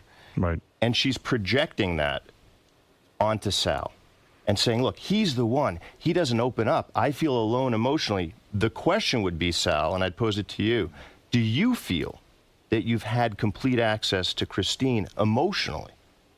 Or is she someone who is a little tough to get to? I feel I don't know. I feel in the past when she was looking for that from me, and I took her for granted, I didn't see it. And, she kind of closed the doors. And those doors are shut. And it's going to take a long time to open them up again. I shut her emotional doors. That's where I take the blame. When she would say, spend some more time with us, and I said, I got to work. And then I reflected on that, and I realized why I put Christine in the position she eventually got to. And I don't blame myself completely, I blame her just as much, but that's the problem. That's why Christine is shut down. Because This is so true for so many people. Because I put her there. And she's like, I think she's at the point now, like, you know what, Sal, you put me here, and, I begged for this. I gave you all the signs, and you went off and did your thing, and now that I found an emotional friend, you want me back, and you're expecting me to change and make, it's like a game. She thinks it's a game to me, like, now you want me to just come running back to you. And she did. She made the commitment to give this guy up and make it work with us again, but it's very difficult for her to open up, Yeah, it's because she was very. It is. Is this right? Yeah, no, that's Christine true. was so affectionate for so long. She was the one who came and hugged me all the time. She was the one who told me she loved me, and now I do it to her, and I don't get it back. Yeah. And it sucks. Wait a minute, Christine. How could you laugh at a time like She this? laughed at me. This guy's crying. This is terrible. How do you laugh at him? I'm just not laughing because she's making sense. Well, when we go to therapy, and I did this, she started laughing as well because. It's just nervousness. Yeah, Why No, you I don't laughing? think and it's you know, just here's the crazy nervousness. thing is that when Christine laughs, I kind of feel like, well, it beats her pouting, or it beats her saying, I'm not pouting. She's thing is laughing that- because it's hilarious. That same laugh going on. So, Oh, Dr. man. Avlow, what Clearly, we have to get together when again. a guy Artie. when a guy is when Sal just spoke so beautifully, honestly, and was brave enough Yes. to say To let that. it out, yeah. Well, I know Yes. where I put Christine, and like Howard Well- said, like when in the But beginning, when she just laughed in his face. No, exactly. Listen. She must Sal. hate Make it him. sound so mean. Christine, you must hate the fucking guy, and No, you're not it's coming not clean. that. It's No, not that. you know I what? don't These. hate him. Then I why don't would you even- laugh when he cries 'Cause about it? I'm not laughing because he's crying. I'm just laughing because it's funny. Well, What's but it's- funny? See, but we don't internally. Right. We're not feeling as though it's funny. We're actually here with Sal and thinking, my God, here's somebody who very much wants to recapture something with his wife. And perhaps, I mean, either the doors are so closed that it provokes laughter in you, or my theory, that this isn't one person's fault. That in fact, where you came to be is also about the fact that there might be levels of you emotionally and psychologically that he hasn't been given access to ever. And that maybe you keep that a little bit close to the vest. I don't know, maybe because things in your own life story have been complicated. Well, you know, Are there Dr. things he Avlow- doesn't know about you? well, I don't think so. I don't know. there's one thing that she brought up that she never said to me before, This is good, yeah. and she really Yeah. stressed it.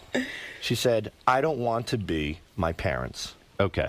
Well, And I'm she says, glad I we don't got want here. you to, she goes, I don't want you to be my dad, and I don't want me to be my mom. I don't want that relationship. What was that relationship, Christine? Are you kidding me? No, I'm really serious.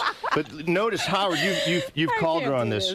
When, she can't do this, she says. You have to do It's not fair this. to talk about my parents when, you know, This is the the whole road. world is listening. This is the road to deepening and enriching your marriage in the interest of reawakening romance, intimacy, and being the best you can be for your kids. And not reproducing what your father had with your mother, which was what?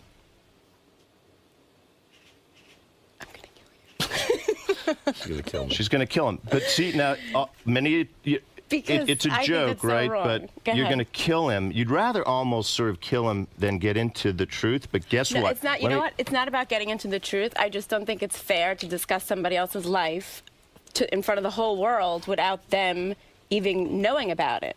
Well, not specifically speaking, like just talk about generally speaking how, like, you know, when our parents got older, they generally don't get along as well. They bicker, they fight, your father complains.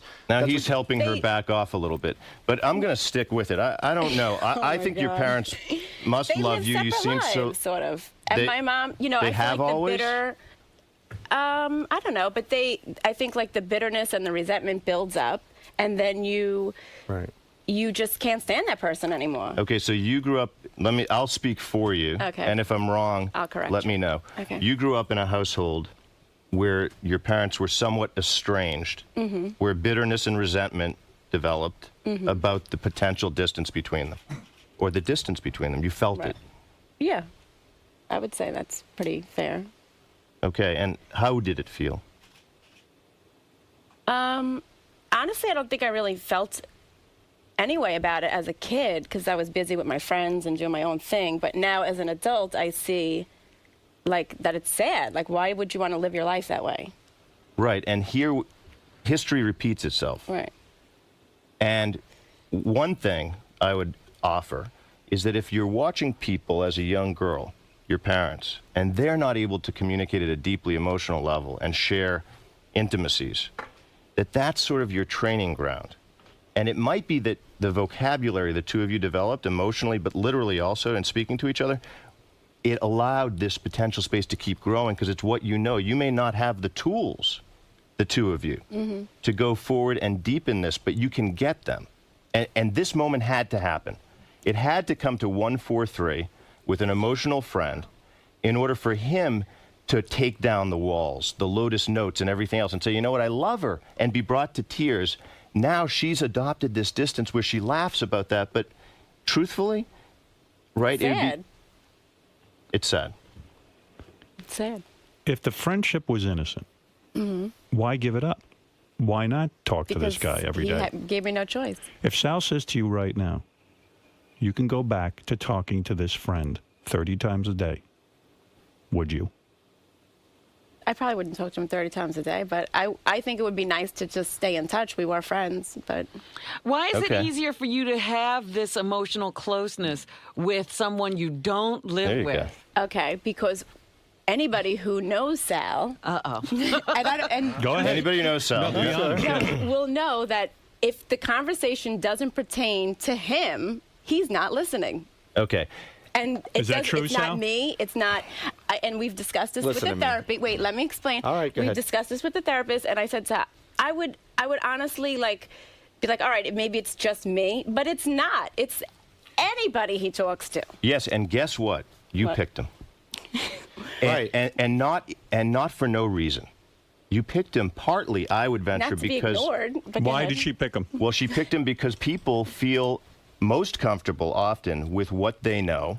Like and your he father. gave you a guarantee, basically. He said, look, I'm not going to get into your soul and dig deep into your feelings about your parents and whether they were estranged or not. This is the first time you told your husband, listen, I grew up in a household in which my parents were all, in certain ways strangers.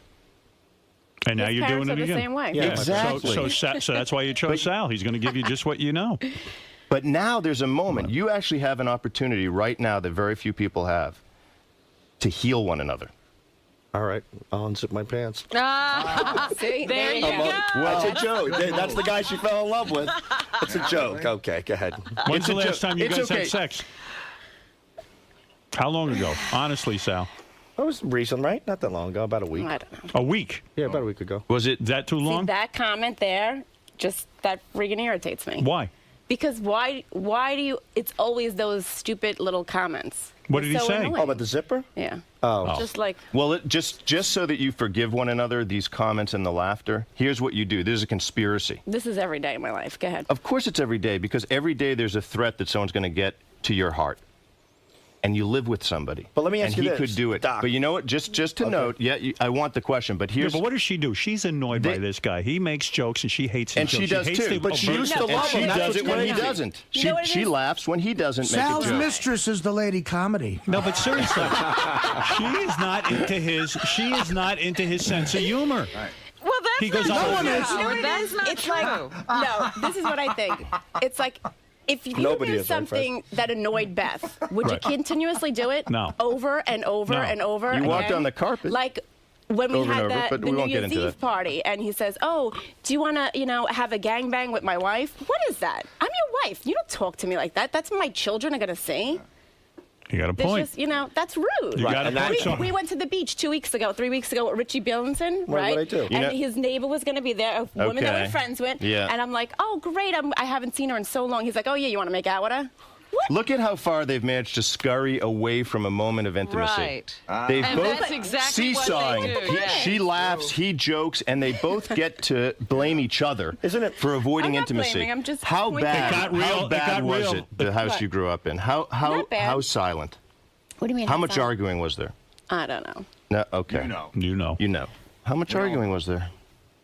On a scale of Tell what? him. I don't know. Tell him He how knows. much. He knows my life. It was I've known him definitely. since I was 18. It was definitely later in life that once me and Christine got married, and like she said, you open your eyes up to your parents, like you really look at them from a different perspective once you're married, Yeah. and you learn from them, like, wow, I don't want to be in that relationship, and I don't want two people just living together for the sake of living, settling with one another. You guys have settled. Christine, in And your that's what heart I- of hearts, do you think, I'm asking you dead serious now, Oh, don't God. even, there's I'm no nervous. joke. Go ahead. Do you think this is ever going to get any better? In your heart of hearts, when you lay down at night, do you really I don't know. think? That's the Exactly. truth. I believe you. I was at the beach with Christine one day, and we were talking about relationships. And I won't go into specifics, but, this was about a month ago, and she was laying there, and she was talking about her girlfriend. She's like, let me tell you something about marriage. Like, a lot of people are not having as much sex as you think as well, because I'm complaining, like, we don't do it enough. And she goes, but, you get into a position where she said this now, she goes, you get into a position where you have kids, you're trying to make ends meet, and you settle. Now, she was talking about that.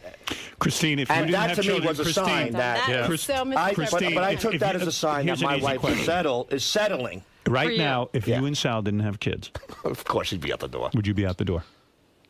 I don't know. Tell the truth. The truth is, I don't know. That is the truth. Well, that's nice to know, because I think I'm afraid to You ask her think that she's question. surely out the door. You don't think there's a question. I think she. I just think would I'm try- not. Like when we went to the other therapist, he's like, we were, here, and he came here, and I'm not going back there. I'm not going back. What's the risk? The risk is I don't want that. You don't trust him. I don't want that life. What life? That life of just two people coexisting Right. in a house. But that's what you're having. If you don't go back there, that's what you're going to have. So you But don't I was want. you tell there, him, by and the way- you Yeah. pushed it away. So now why. So in other words, you're relegated to the life you feared. No. Well, but What she and just by the said. way, What did she say? she said that she came close. He Right. pushed her back, He and pushed she's her not going to away. come close again. But by the way, please entertain the possibility that you chose him because you knew he would do that unconsciously, because it's what you know.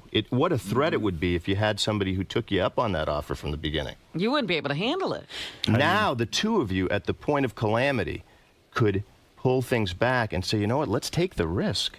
In other words, when you say, I don't fantasize about other men, you could tell him your fantasies. You could true. risk it and say, you know what? That Brad Pitt's pretty hot. If you were in a real relationship, Right? you could be real friends by saying, hey, I bet you could tell this guy. I don't know. I'm not that You could tell the way, guy. though, am I? No, she has a lot of I'm not. inhibitions. Like, A what? Like what? She's just Christine's she's a very classy lady. When she goes out with her girlfriends, her friends might say like, "Hey, it's a joke to me, like the way I joke. Hey, Sal, your wife's not blowing you. Come here. I'll come in the bathroom. Joking around." My wife will never go there. My wife will never open up. She's just not that type of person. She goes to these sex toy parties that you women throw now. Bunch of that is you women. Women are buying, buying dildos while guys are breaking their asses on somebody's roof in the summer. But anyway, Christine, I don't understand. She doesn't even buy any of these items. She's not that way. Christine, What's she gonna do with them? Let me ask you a question. Shove them up Sal's ass. But that brings up a good point, Christine. When you masturbate, do you think about other men? First of all, I don't do that. Liar. No, You're I'm lying not all a over the liar. place. No, I am not lying. You've never touched yourself. No. Oh, Jesus. All right, you're bullshitting. I'm not necessarily You've never touched untruth, yourself. Howard. Listen, what person on this planet doesn't masturbate? She might have at some point. Robin, do you masturbate? Yes, of course. Okay, I masturbate, and when I masturbate, I think about other women. Well, I'm that's being work honest. for you. Sal, when you masturbate, do you think about other women? Sure. Okay. Think about Fred, Robin. when you masturbate, do you think about other women? Yes, You're I do. asking men. Of course. I asked Robin. I know there's one woman It's here. human. So you do The point masturbate. is, I do. Yes. So you do Okay. masturbate, but you won't admit it. No. no, she doesn't. She doesn't. doesn't. Howard. So what does That's that mean? yeah. She is boy. that. In fact, I think about Is she Christine. that locked She's up? that will now. that defended. Wow. Okay, so she's that defended. And so when you would, quote unquote, open your heart and say, hug me, I want to be closer, there's an element of that that was a bit of false advertising. A little bit. What do you mean? In the sense that there's one thing about hugging, right, and being close, but the two of you have been in this kind of lockdown where if he had really come close and said, I want all of you, like I want the fantasies you've never even entertained to yourself, I want to know all the thoughts and feelings you had growing up in that house, because you tell me as a psychiatrist, you say, I don't know, I didn't really think about it. I don't really touch myself. I didn't really think about it. I can't go there. You use that in your You are in language all lockdown. the time. Absolutely. Even when you And he ask loves her, you, and there's an I don't know. opportunity. I don't know. I think he's right. I think you are in emotional lockdown. I got a feeling that you will never go back to trying again with Sal. I'm not sure she tried. Ever. Ever. Wow. Her guard is definitely not completely down at all. Like I said, I locked her up so much that it's going to take, like you said, Howard, years. No, and you years. didn't. You didn't. See, that's lock not- her you up. see, not you exactly keep, right. Sal, you keep blaming yourself. Can I say something? What about the theory that she has locked you out the entire marriage? Can Now, I bring Sal, something let else me, in? here's who's It's Fred. Yeah. Fred. She Yeah. brought that stuff into the marriage before Right. even Sal tainted the waters. I think we've solved a bit of the equation here, which is that at the point at which she gets Sal finally to take down his walls, she becomes somebody who laughs when he cries. Right. She's so scared that this could be a time that challenges her ability to be close. That was the she moment- has to push him back. Wasn't that the moment she could have looked at him and said, you know what, Sal, this is so beautiful, and hugged him? Well, she could have said even more than that. See, she she's could have. laughing at that idea. She That could've- fantasy I just think scares it's you. funny. Because it scares you. Why Yes. didn't you, when he was crying, why didn't you say, I think that's really beautiful that you want me that bad that you're getting emotional? How come hold on, everybody when else in the room felt more for Sal than you did? Yeah. You laughed, and we were all fucking like ready to cry. Or even more, to say to him. Why are you laughing? I don't understand. Because she has to. I think Why? it's so Why funny. did she? Why? Because what's a little girl to do growing up in a household in which her parents are arguing a whole lot and estranged from one another, other than, as she says, I was with my friends and I was laughing. In, Right. in Right. essence, Right. she has set I don't know what up- happened. Got She it. has set up her life exactly Yes. the same way. She has tons of friends she can go to for emotional support, and she looks for nothing but nothing from at Sal. home. No, and Not at home, I though. think I believe her that the limits of her tolerance for intimacy might in fact be let's email, let's instant message, let's write 143, but I won't meet you Right. outside the office. So she wasn't really even that connected to that guy. No. It was In at other a words, I'd safe start emailing her a whole distance, lot, but right, if I were you. Yeah, believe it or not, I try to fill this. She's person's- more comfortable emailing. Yeah. Yeah, Yep. I try to fill this person's shoes so much, Howard, that after this happened, I would text message her a lot, like, hope you have a great day, just thinking about you, and I meant it. And I thought, those are the little signs that women need to know. I wanted to bring that back into our relationship. I'd leave her little notes on the pillow in the morning and stuff like that. And I felt like she felt like it was robotic. It was mechanical. Okay, and you can't be that way. And then as time went on, I did it less and less, but I like to bring it back more. Yesterday, I came home. Okay, I wanted to ask you your opinion on this. Yeah, you had a question. I worked in Chicago Saturday night. I worked in Cleveland, Chicago Friday, Cleveland Saturday. I was exhausted, but I couldn't wait to get home and see my wife and kids. I really mean that. So I got home. My son runs to the door like he always does. Then now I'm getting all worked up again. I couldn't wait to see my wife. He's a very emotional guy. So my wife knew I was home, and she was in the computer room. Look at her smiling. And she never. Hold on. I'm just. She never. Hold on. this She guy. never came out. I spent the whole weekend away from my wife and kids. She never. So Antonio came out, gave him a hug, and the other kids, and I see her at the computer room. Like, I go, hey, I go, you know, I was home. I go, you didn't even get up to go to the door. She's like, oh, don't pull that shit with me now. And I'm like, Christina, I'm just happy to see you. And she said that I was overreacting. Like, what's your opinion on that? My wife thinks that I'm being too pushy, demanding something from her, expecting her, and she thinks I'm being, she thinks that I'm being demanding, but I think she's being cold, like she doesn't sincerely love me because her reaction was a cold one to somebody who was away a whole weekend. I couldn't wait to see her. So, I don't know, it was fucked up. It was hurt. Now, can I ask you a question? How long were you in the house before you said, nobody gets up and says hello to me? Yeah, well, okay, I came to the house. Antonio, a minute? No, Antonio went to the front door. It was locked, so you knew I was there. Then I walked around. It was 3 minutes. Then I opened the door. Then I said hello. And then I walked down the hallway, and you were in your chair on the computer. I go, Christine, I go, you didn't get up to say hello to me? And you're like, oh, don't pull this with me. So I thought, I was just look, that's not the issue. The issue is that I couldn't wait to see my wife. I couldn't wait to see her and give her a hug. That's what I envisioned in my head.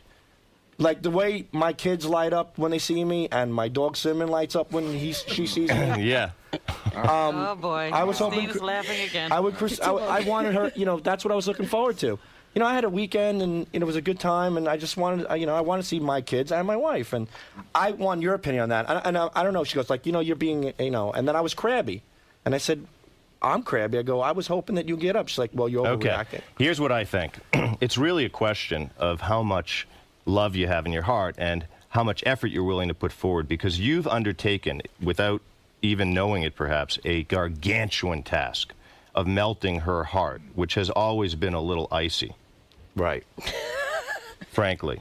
And she's resourceful, so things have come to a point where you are now exposed emotionally and raw.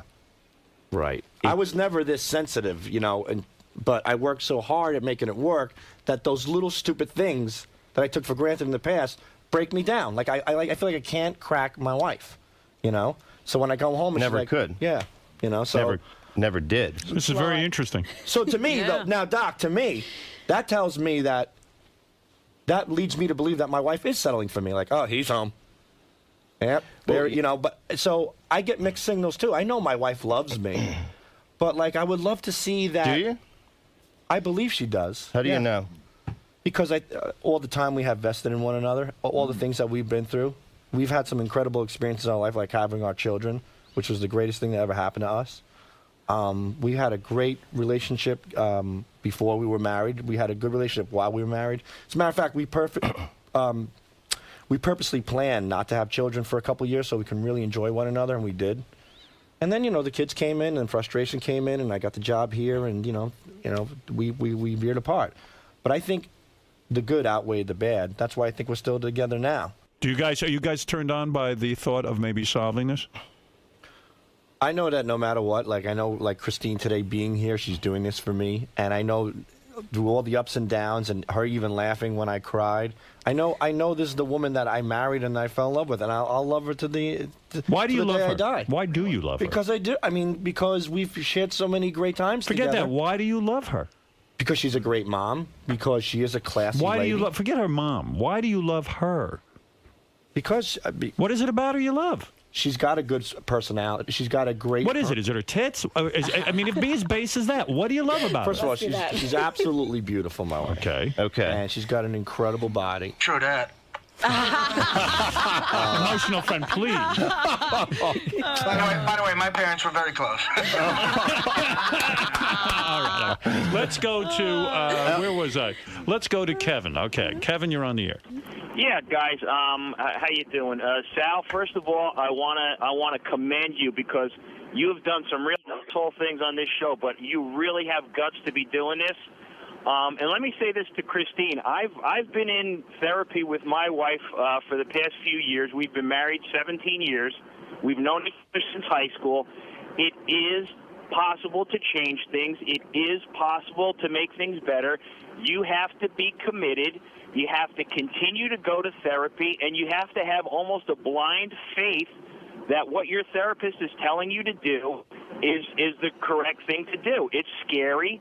You know what's scary too, Dr. Ablow? What if you get it? What if you get, as Sal and Christine say, a therapist that you think is shitty? I mean, well, unfortunately, how do you know to trust your therapist? It's very. You're real good, but how do you find someone who's Thanks, good? man. Yeah. It's very tough, and you need guidance, you need a referral, or you need to do it. We could do it, but we can talk about that. But the bottom line is, he said, when asked why do you love her, what he didn't go to is her pain. She's beautiful. She's a great mother. Part of why you love her is that she has real pain. She's been through a kind of hell herself, right? And the two of you know more about each other than you realize. You know what it is to grow up in homes where the parents aren't available emotionally. Where maybe their parents didn't show them how to express love because they weren't expressing it to each other. Bobo, you're on the How air. you doing there, Howard? Hey, Howard, what's bothering me, she laughs a lot, indicating she has a lot of nervousness about the situation. It's disturbing. Is there an actual serious side to Christine? Of course That is a very serious side. Yeah. I don't see it. Is there a serious side to Christine, emotional friend? Oh, God. She never laughs with you, does she? It's so serious. But isn't an emotional friend? You should see her when she's got gin in her hair.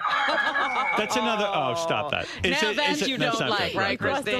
He crossed the line. Can I By the say way, my something? dad is Christine's mom's emotional friend. Can I say something? It's a long line of emotional friends. I come from a whole family of emotional friends. We're all jerk offs. Yeah, go ahead, Bobo. I forgot. Yes. Also, she's not being truthful. I mean, on vacation, she doesn't remember how many men she was talking to during the vacation? No, she did. Doesn't matter.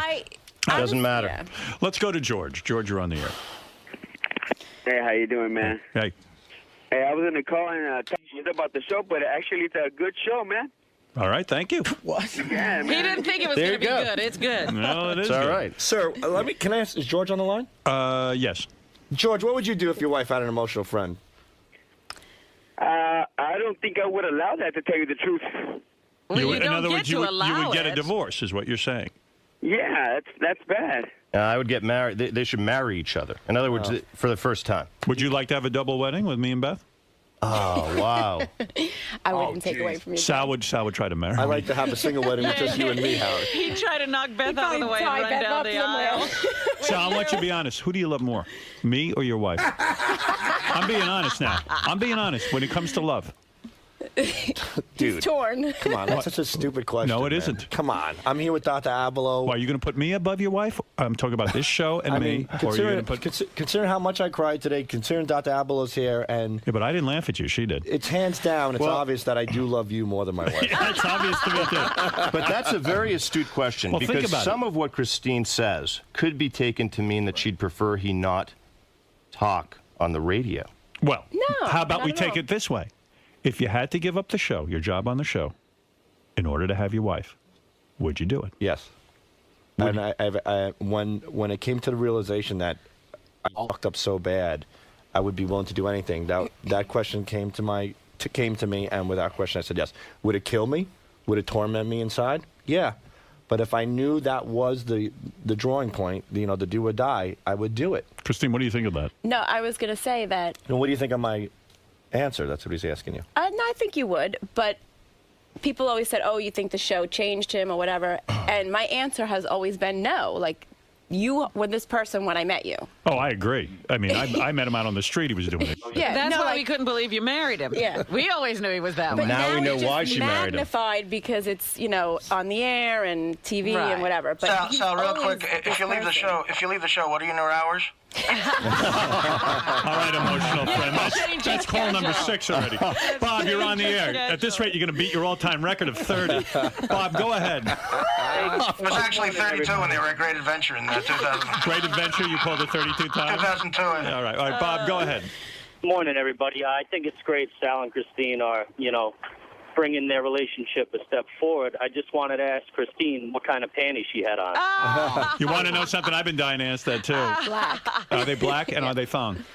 I'm not answering. Please. No. Yeah, they're thong. They are? Why, you saw it? Number 7. Right. That's your 7th call, emotional friend. Okay. Run out of minutes. Listen, two more calls because this is a fascinating topic and people waited a long time. I want to thank Dr. Ablow. By the way, Dr. Ablow's new book is out, Living the Truth, Transform Your Life Through the Power of Insight and Honesty. It's in stores now and it's great. I mean, you can see how good the guy is. Oh, yeah. And, He definitely got the truth. He broke you down. Yeah, and we should do it again. Yeah. Bring a box of tampons. I don't know. On the air? What did you just say? Bring a box of tampons? For me. Why? And we'll Because do you it. feel like a woman right now? When you show emotion, do you feel like a woman? No, but when you got a fat guy behind you on a megaphone saying they got jizz in your wife's hair, it's a little tough. That was out of line. Now you feel like Christine, don't you? Are you? That's what you do to Christine, though. Yeah, and Fred's absolutely right. Are you embarrassed that you cried? No. That's how I feel. Not now, but how later. I feel. You know what's good about this environment, by the way, for them to talk about their relationship? They don't have to do what they normally do as much. In other words, there's a cast of characters who can take some of the heat. And allow them some distance from the deep emotion sometimes. That's what's allowing them to cry sometimes. Let me tell you something, Dr. Ablow. Yeah. I'm aware of that. There were times that we made it funny because we know we have an audience and this and that. And the fact is, if it got very real in there with you and you kept up with this stuff, it could be dynamic. It could be really, really great. And Guys, I'm free on Thursday.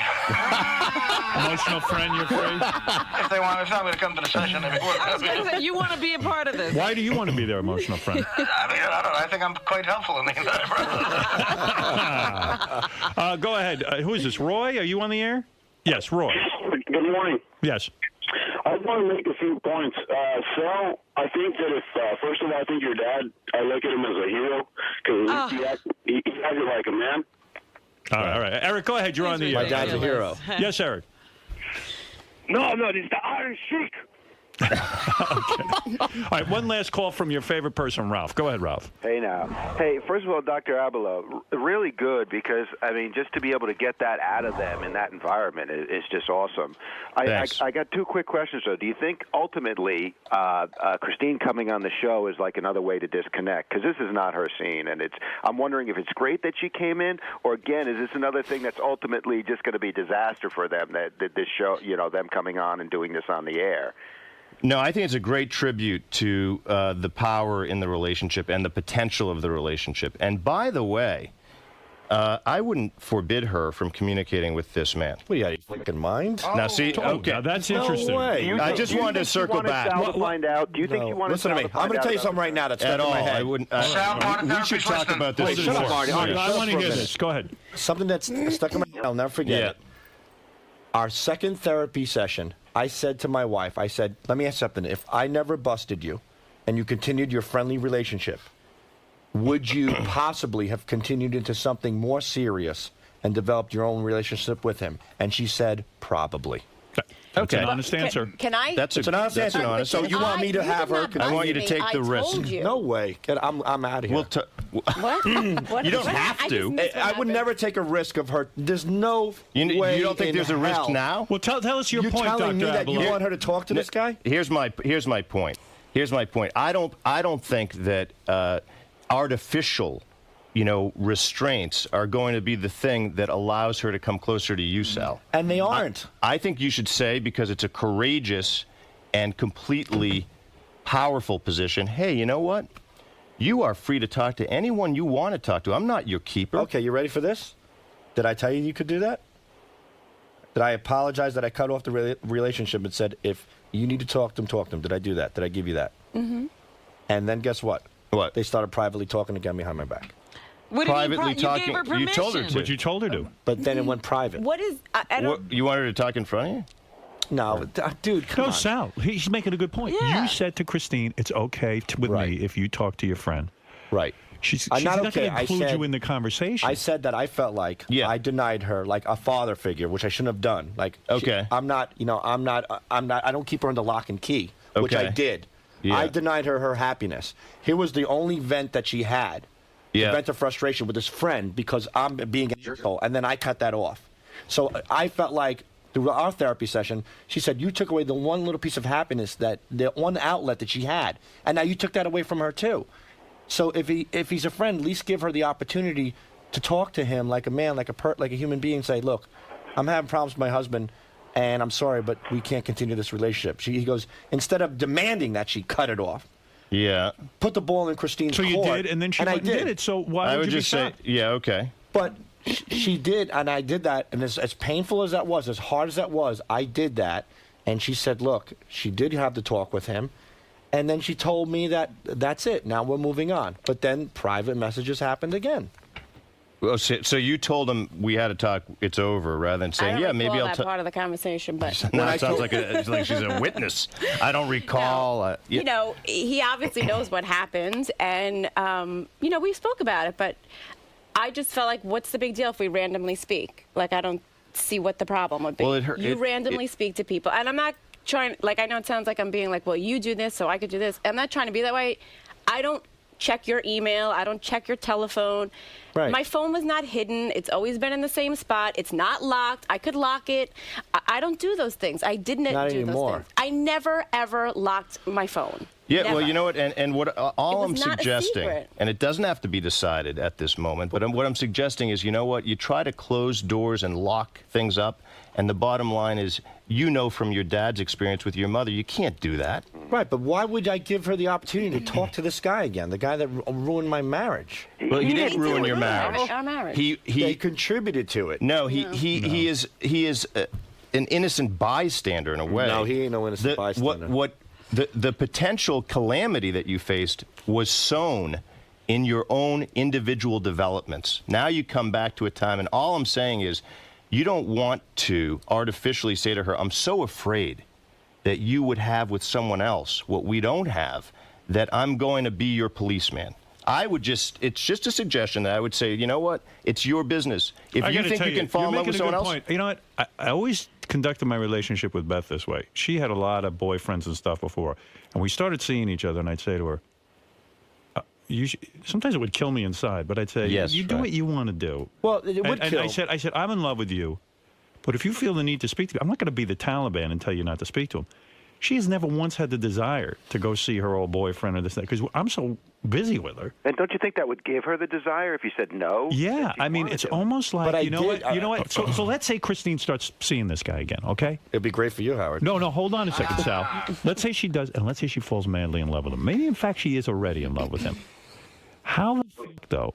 Let's say you cut her off. So then she's going to pine away. She's never going to even learn what the jerk this guy is. Like, eventually, she'll go live with him. Let her learn what a jerk he is. But the fact of the matter is, if you're doing the best in your marriage, and you guys are working on it, I bet you she loses interest in that guy. And if she doesn't, good. Be rid of her and get someone who's into because you. I believe in the power of heartfelt communications. And basically what you'd be saying to her is, you know what, you're on a journey. I love you. And I think that nothing can beat what we have. We have kids, and we have the potential to have this incredible Christine, relationship. Do you miss talking to him? Yeah, I already said, you know, Yeah, she I said that. enjoyed. Yeah. But Sal, that ain't obviously, gonna Sal stop. doesn't figure he can beat this guy's time. Yeah, I think Sal figures he can't. Yeah, he can't Beat him. do for him what The way to he beat him is does to for say, come Christine. on. Bring it on. Bring it on. Call yeah. her, email her. Bottom line is I have kids with her. I own her heart, and I mean to own more of it. So Let you him in. Let him take up the absolutely have lunch. Yeah, let him And drop by his the way- pants. She could blow him in front of me. Why not? I mean, this is ridiculous. Well, if she's blowing him in front of you, then it's going to come You to you. can't control it. The truth is, you can't control Listen it to me. anyhow. She could be doing it anyway. I believe she's not anymore. I sincerely Oh, believe God. that. But Not anymore. Why? What's the line, Doctor? What if she goes and fucks him? Is she allowed to do that too? Well, look, I can't set the rules here. But the bottom line is, what I would say is... Hey, Christine, could you get Sal's ATM card? We're out of rubber money. Oh, he's using a rubber. That's nice. Yes. Hey, Hey, doctor, can I ask you a really serious, important question? Yes. For people, it's obvious these guys are repeating the same behavior that they grew up in. Correct. How do people break that cycle who can't afford therapy and that kind of thing? Because that's what everybody does. He's right. Oh, I mean, they're stuck, huh? I mean, Ralph is really asking you. That's He his can't afford question for therapy, and he's himself, stuck yes. too. I can't afford therapy. I'll allow the doctor to answer that, and then I'm going to end the set. Look at all the happy couples in the South Bronx. That's what Dr. Ablow, what do you do if you're stuck and you don't have a lot of money for a therapist? What do you do? Okay. Well, what do you do? Okay, first of all, you presume that you're together for a reason, and that one of the reasons people get together is often about core weaknesses, not core strengths. Right. And you say, look, if that's the case for us, why did we get together if it's to keep ourselves from each other? What is in our backgrounds that we may not have shared with each other? And then you start to eat away and sort of claw back and share more secrets. Sounds like people without money. Right. Yeah, you gotta get the book. Buy Dr. Ablow's book. Christine, I'm telling you. Do you ever fantasize about a life with your emotional friend? Have you ever fantasized what it would be like to be married to him? Of course. You never have. Have you ever fantasized what it would be like? Have you ever fantasized what it would be like? Why can't you say yes? Why can't you say yes? What's the risk? Not particularly that person. I'm just saying I would. What have you fantasized about? We're finally at a fantasy. What have you fantasized about? What kind of life? Just being happy and sharing my life with somebody who is my best friend and who always has my back, and not somebody who's looking to, whatever, like humiliate me at every turn. It seems like to me, out of nowhere, like somebody who you see a piece of ass like Christine, and I don't mean that in a disrespecting way. You're going to say anything you can. Oh, your husband on the show doing this, doing that. Well, then why aren't you doing it?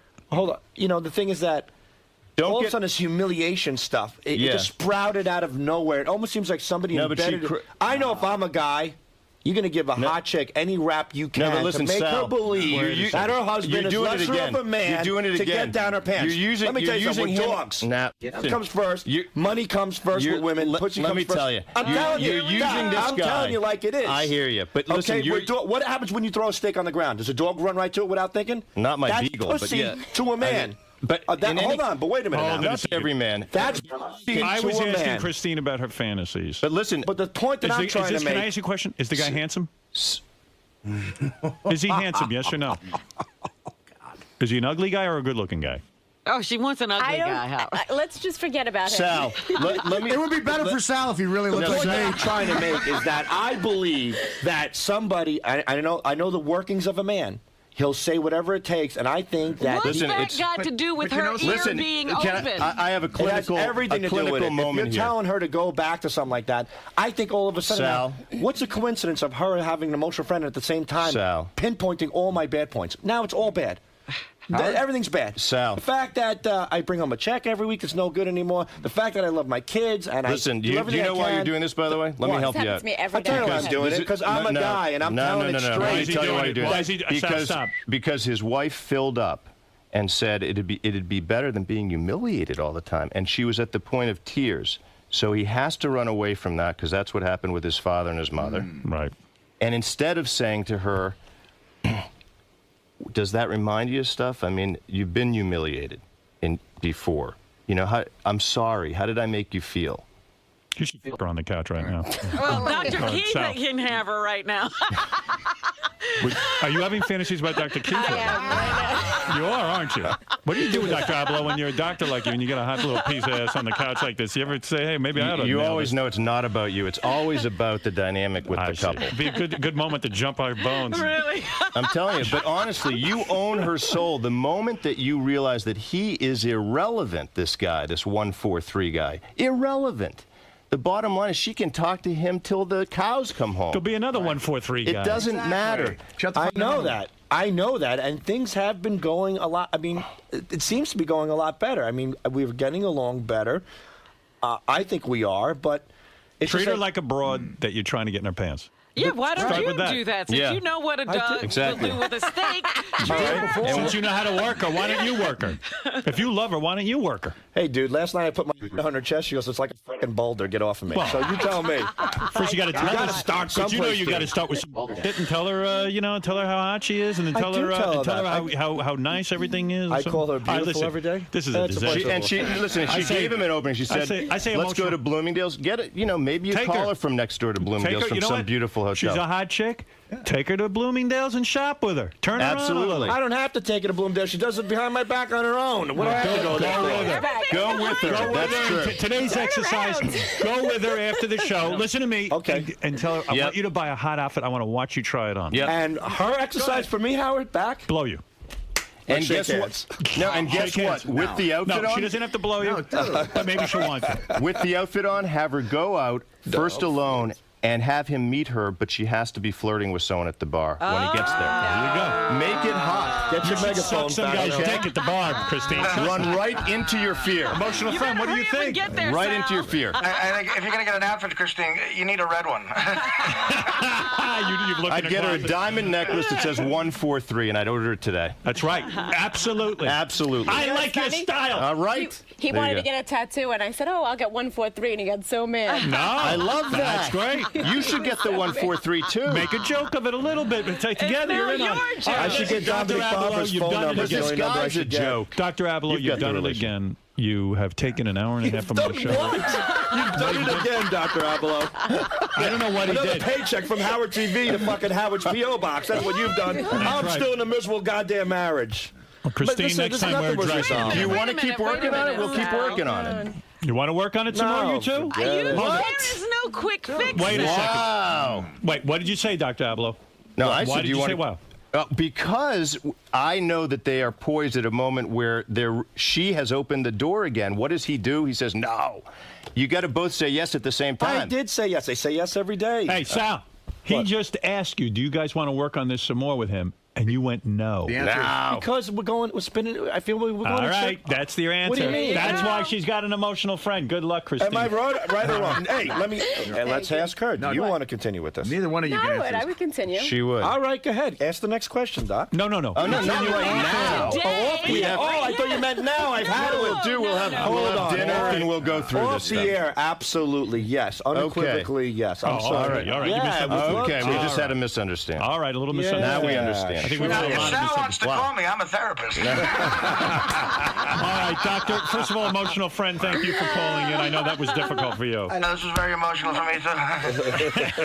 Dr. Ablow, your book, Living the Truth, Transform Your Life Through the Power of Insight and Honesty, is in stores now, and obviously everyone now is going to go get it because they see what you're up to. Yeah. And please, Howard, can I say something to everybody out there, young couples, What? You have advice for young couples? Don't even start. I really do. I really do. No, he's in a good position to give advice, What is your actually. advice? What is he is My in a good advice position. is- I hope my son is listening. Yeah, what is the advice? I know you have those feelings. I know you're in love. I know you're saying to yourself, this is it. This is it. I don't care what anybody says. I don't care if my best friends are talking me out of it. Listen to me. Reach down deep inside and don't get married. That's the best advice I can give you. Because, but that doesn't mean I'm not happy with my marriage. But the point that I'm trying to say to you is that marriage, nuts. we live in an environment and a culture where we have Is my developed. emotional friend here to pick me up? Yeah, I hope he's driving your emotional friend. You Really? All right, that's all. I got my Corvette. Where we've developed this thing in our life that we feel like for some reason we have to shack up with one person, and it's like being confined with a roommate you can't get So rid get of. out of it. No, I don't want it. But no, because I have children. But the thing is that if I can give any advice out there, believe me, Wow, Sal. just stay in love, but don't get married. That's all. Is that what you tell your sons? Are you kidding me? That's good. Well, my sons turn 18. We're going to Tijuana. I'm going to show them how to be a man real quick. I'm going to show them. I'm going to show them what women are really made of. You're out of your mind. It's okay. Now History in repeats practice, itself. you should look So at- you're going to humiliate You're going to stay in a bad marriage and continue to humiliate your wife the way your father did. Not How? He's You just reenacting did it. You his dad. just did it. I'm going to teach my sons what love is really all about. So what do How you think are you you're saying gonna to do that? Christine? What are you saying to Christine? Now all the anger suddenly comes out. You're telling us now, you're going to teach your sons that women suck, that you should keep moving on to the next one. That's the message. And the fact that, and they're going to go, well, aren't you married to mommy? How about this? Never I'm not, lock yourself in with one. I'm saying this So to women. mommy's an asshole. No, I'm saying this to women, too. I'm saying to people, I think we would all get along better if nobody got married. That's you. Well, no, I So believe you're it. telling Christine when you asked her So to you're marry telling you everyone that it was a and mistake gave to her marry- that ring, No. you made the biggest mistake of your life. This is That's a huge, what you and just you're going to said. tell your No, I sons you think made a huge After mistake. just spent an hour. I think there's more hardships in marriage. Not losing sight of what's going on. So you made the biggest, you're going to tell your sons the biggest mistake in your life was getting married. No. Their mother. I'm saying there's more hardships in marriage than there isn't. Wait. We don't do The it. word he's leaving out is bad marriage, Sal. Those rules apply to a bad marriage, not a good one. Sal's saying that doesn't exist. Well, you're lying. You're going to tell your sons no such thing as good marriage, but you're married. You just haven't seen it. I'm trying. I love my wife, and I want it to be a good marriage, but there's so many hardships. I'm like, don't even bother stepping into that. Why bother? All right. You know We why? gotta end this. No, that's what I'm saying. I got to end this because I I'm got being helpful. I got one last question. Yes, go ahead. This is call number 14. I got one last question. Christine, my 10 o'clock EF loves the view. Where'd you put the clicker? We got it. Christine, thank you for Robin, coming why do you in. look so disappointed? I was disappointed in you because that's the first time you didn't realize your wife was not laughing when you were speaking. Because I'm not. Because he doesn't care. He's trying to take some of it back. It's Thank you, That Artie. hurt her. I'm not trying. How did it hurt her? The thing is that I love my wife. I'm not going to tell you how it hurt her. I'm going to tell you that it hurt her. Okay, but I'll tell you this. People who are in love right now, I'm saying take a step back and don't make the plunge so quickly because there's a lot of hardships you won't see down the road. You're going to say it again. No, there's hardships in a marriage that you may not want to come. How would you You're not feel if getting your this. father said that to your mother? Said what? My father said to me all the time, don't get married. I should, you know what I mean? And so you're going to be just like him. Yeah. The guy you were No. just crying about. Good job. But that's not the point I'm trying to make. I'm trying to say clearly something. Robert Young. You know what? For the first sales is time, kicking in. thank God for your marriage, because for the first time, you have the potential for real love. Thank God. I and love what a my gift wife. that would be to your And kids. she's everything to me. It's and not easy, though. But It's the point, painful. You just said marriage is the worst thing. Now you love your wife and she's everything. It can't be done. Hold You've already on. set up an impossible task. Okay, He here's needs one-on-one. Here's what I meant. If you're in love right now and you're convinced that you want to be with that person for the rest of your life, don't take the plunge. Go another 5 years.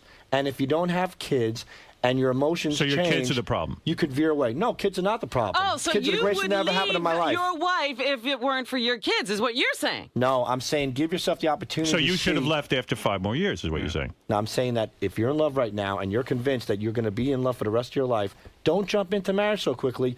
Give yourself an additional 5 years, see where your emotions go, so there's no tie-up. That's not what you said. But we that's what I dated meant. for like Don't. 6 years. Yeah, I We were married for know. 5 I years know. without kids. I'm telling young people right now. Look, when you met me, you thought I was. You're the one- telling young people not to get married. Don't You're get married. telling young Fuck. people that what you did didn't work either. So you've given up. Right. No, I haven't given up at all. But Sure I'm you had. saying. You said it didn't work. I'm saying thrown in the emotions towel. are very misleading in the beginning of your life. Give yourself an extra 5 years, and I think if everybody gave themselves an extra 5 years, So what if you there would be so many So what hardships. if you had given an extra 5 years? What would you have done? Not marry her, right? No, I would have, because that still was good. So you still what good Make is it an 10. extra 5 years? Make it 10 See? years. That's what I'm saying. You're saying It never what you remains did the same. Listen, I've didn't done this work a long time. It never remains the same over the course of years and years. It always runs into some kind of complexity and some kind of pain. Right. I'm telling you, that's the nature of it. Well, The that's the question thing. You know, is, I've been through. Doctor, give me the odds on this, and be very honest.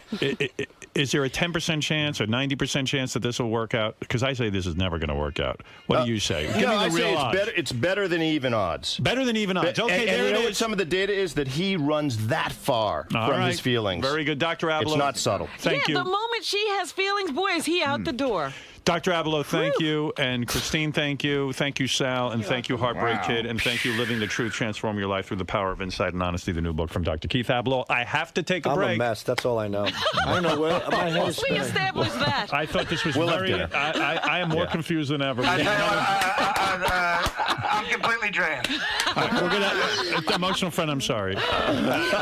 Dominic, quickly, what is it? Last point, Sal, do you know you told your wife that you'll take her sons to Mexico so they can be real men? Now, let me ask you one question.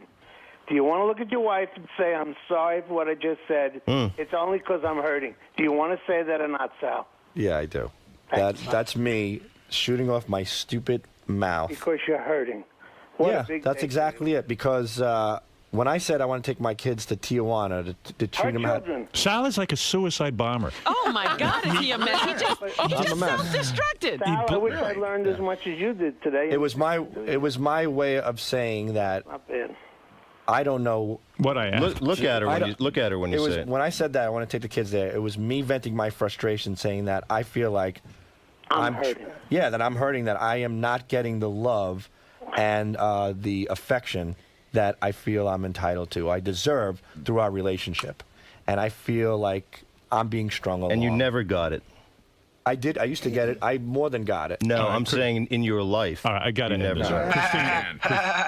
Emotional friend out there waiting. We're going to take a break and we'll be back. Believe me, Sal, you better get to work. Really? This woman's no pig. She's hot. I know. My wife is. You're going to lose her. Am I going to lose you?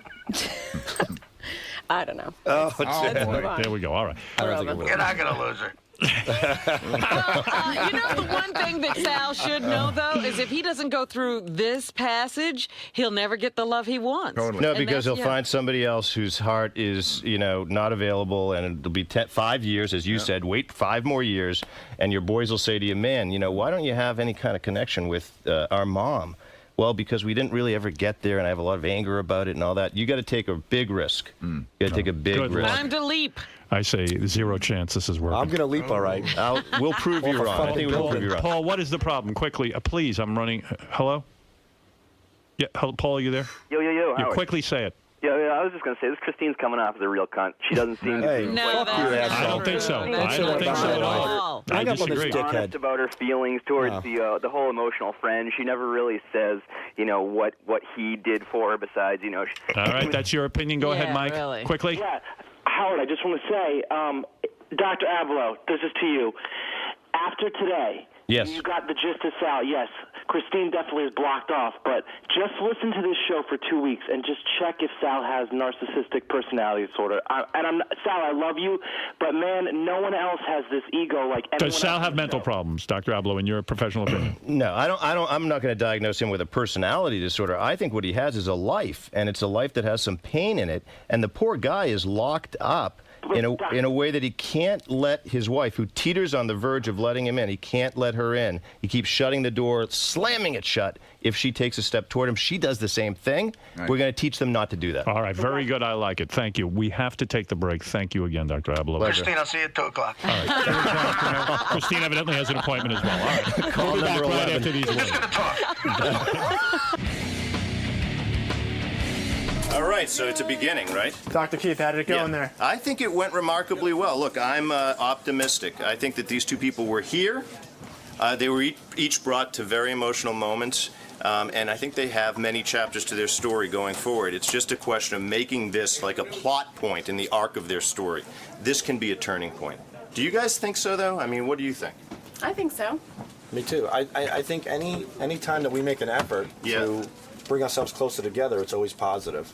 And also, the other thing that I think is remarkable is, as I said when I was in the studio, the potential energy is so huge because both of you have kept such distance. They've both kept such distance from emotional intimacy and even from some forms, perhaps, of sexual intimacy, that's all yet to play out.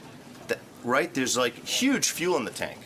And you just have to decide, okay, let's really turn the ignition. I'm telling you, it can be tremendous, and tremendous for your kids to remember. Yeah? So we'll have dinner? Yeah, sure, we'll absolutely. Have dinner. That's good. All right, cool. We'll do it. Sal and Christine, what did you guys think? Were you happy with it, or? Yeah, I think it was interesting. I think you definitely hit on a lot of, accurate points. Yeah. I think. And, this idea of the humiliation also, this is interesting for you to keep your finger on the pulse of that, because she takes that really to heart. It's one of the times that she fills up. When she feels that her feelings, which she does keep close to the vest, but when she feels like her feelings are trampled upon, she becomes overwhelmed with emotion. She can't really even sort of control it. Right. And that's a time to really look at her and say, look, I screwed up again. I mean, I just love you so much, and it's not something I saw maybe in my house, and, you know, it breaks my heart what I just did. You know? I agree. I think every time I do something, even though I see it as a joke, if it's humiliating to her, it's just not a little humiliation. It just opens up wounds and wounds, and just I think she just sees this whole inferno. She wants you to protect her. Yeah. She wants you to be, as she said, I want somebody who watches my back all the time. Yes.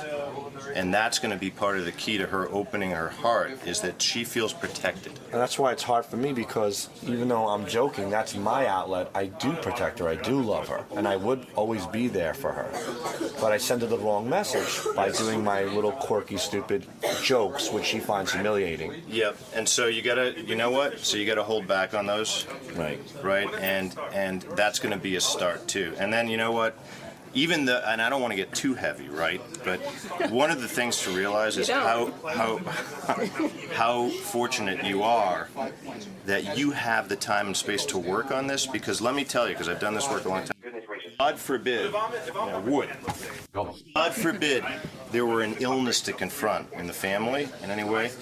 All of this, I know, because in your hearts you love each other, would be like over here, right? All this stuff, and you'd say, you know what, you want to know I have your back? I'm the one driving to the hospital every day if you need me to, because you're that level of actor in each other's drama. Right. But you can't feel it because day to day you think it's about the 143. Who cares? Right. Would this guy be there? No. You know?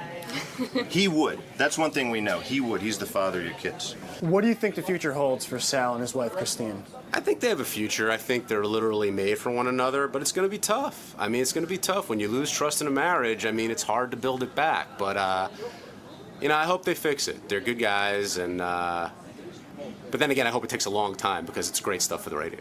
I don't care. You don't care if your coworker is happy, or? It's not my problem. He's not happy, and I know he's not happy. You see it on his face, he's not happy. So he should probably just get divorced. What would you do?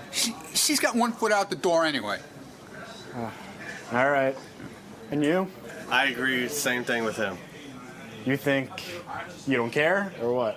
Well, I mean, I want Sal to be, you know, able to work with. So I guess I want him fairly happy, but I don't see either of them, I don't see it ending happily. So you think the marriage is doomed? I wouldn't say doomed, but it's not a pretty outlook at the moment, unless, you know, something happens. What am I, a freaking crystal ball? What am I, a psychologist? What am I? They're done. Done deal, pal. The marriage is doomed? Fried. You can't, obviously, someone in that relationship is not happy. So, it's going to take a long, hard, a lot of hard work to get back to where they'll be happy. I think the future holds divorce papers. I think it's inevitable. I think they're at a point of no return. I don't know. It was clear by the body language of Christine, the whole interview. She had her legs crossed and she had her shoulder turned away from him and she barely looked at him. So to me, those are nonverbal communication elements that say, I hate you. So it's a shame. I mean, they make a good couple. It's just they have a lot of damage. So hopefully they work it out. I don't think they will. Let's see what time tells. I think that they have a lot of work to do, and it's all about, you know, if they want to do it. Sal seems to want to work a little bit harder than Christine, but I mean, what I got out of today was that Christine has a hard time showing her emotions, so it's not always obvious what she wants to do, but they're going to have to work really hard. It ain't going to be easy. I think the future holds a lot more of the same. I think they're really never going to work through their problems. I don't think they're probably going to get a divorce anytime soon because of the kids. I think they're just going to end up like a lot of American couples. We're just going to be, you know, just stuck in a loveless, passionless marriage where they just tolerate each other living in the same house, but nothing much more than that. I think the future is very bleak, unfortunately, because you know, Sal and Christine are both great people. So I feel bad for them. I think they're on the road to nowhere, and I think it's a lonely, desolate, boring, horrible road to be on. So sorry, but good luck, guys. Hey now. You don't even seem to understand the show. You just ruin everything. You got to be funny in here. I can't wait for you guys to see this on Howard TV. Daily shows, classics, and exclusive behind-the-scenes access. Well, that's going to be on Howard TV. The funniest, sexiest, most star-studded network on TV is Howard TV On Demand.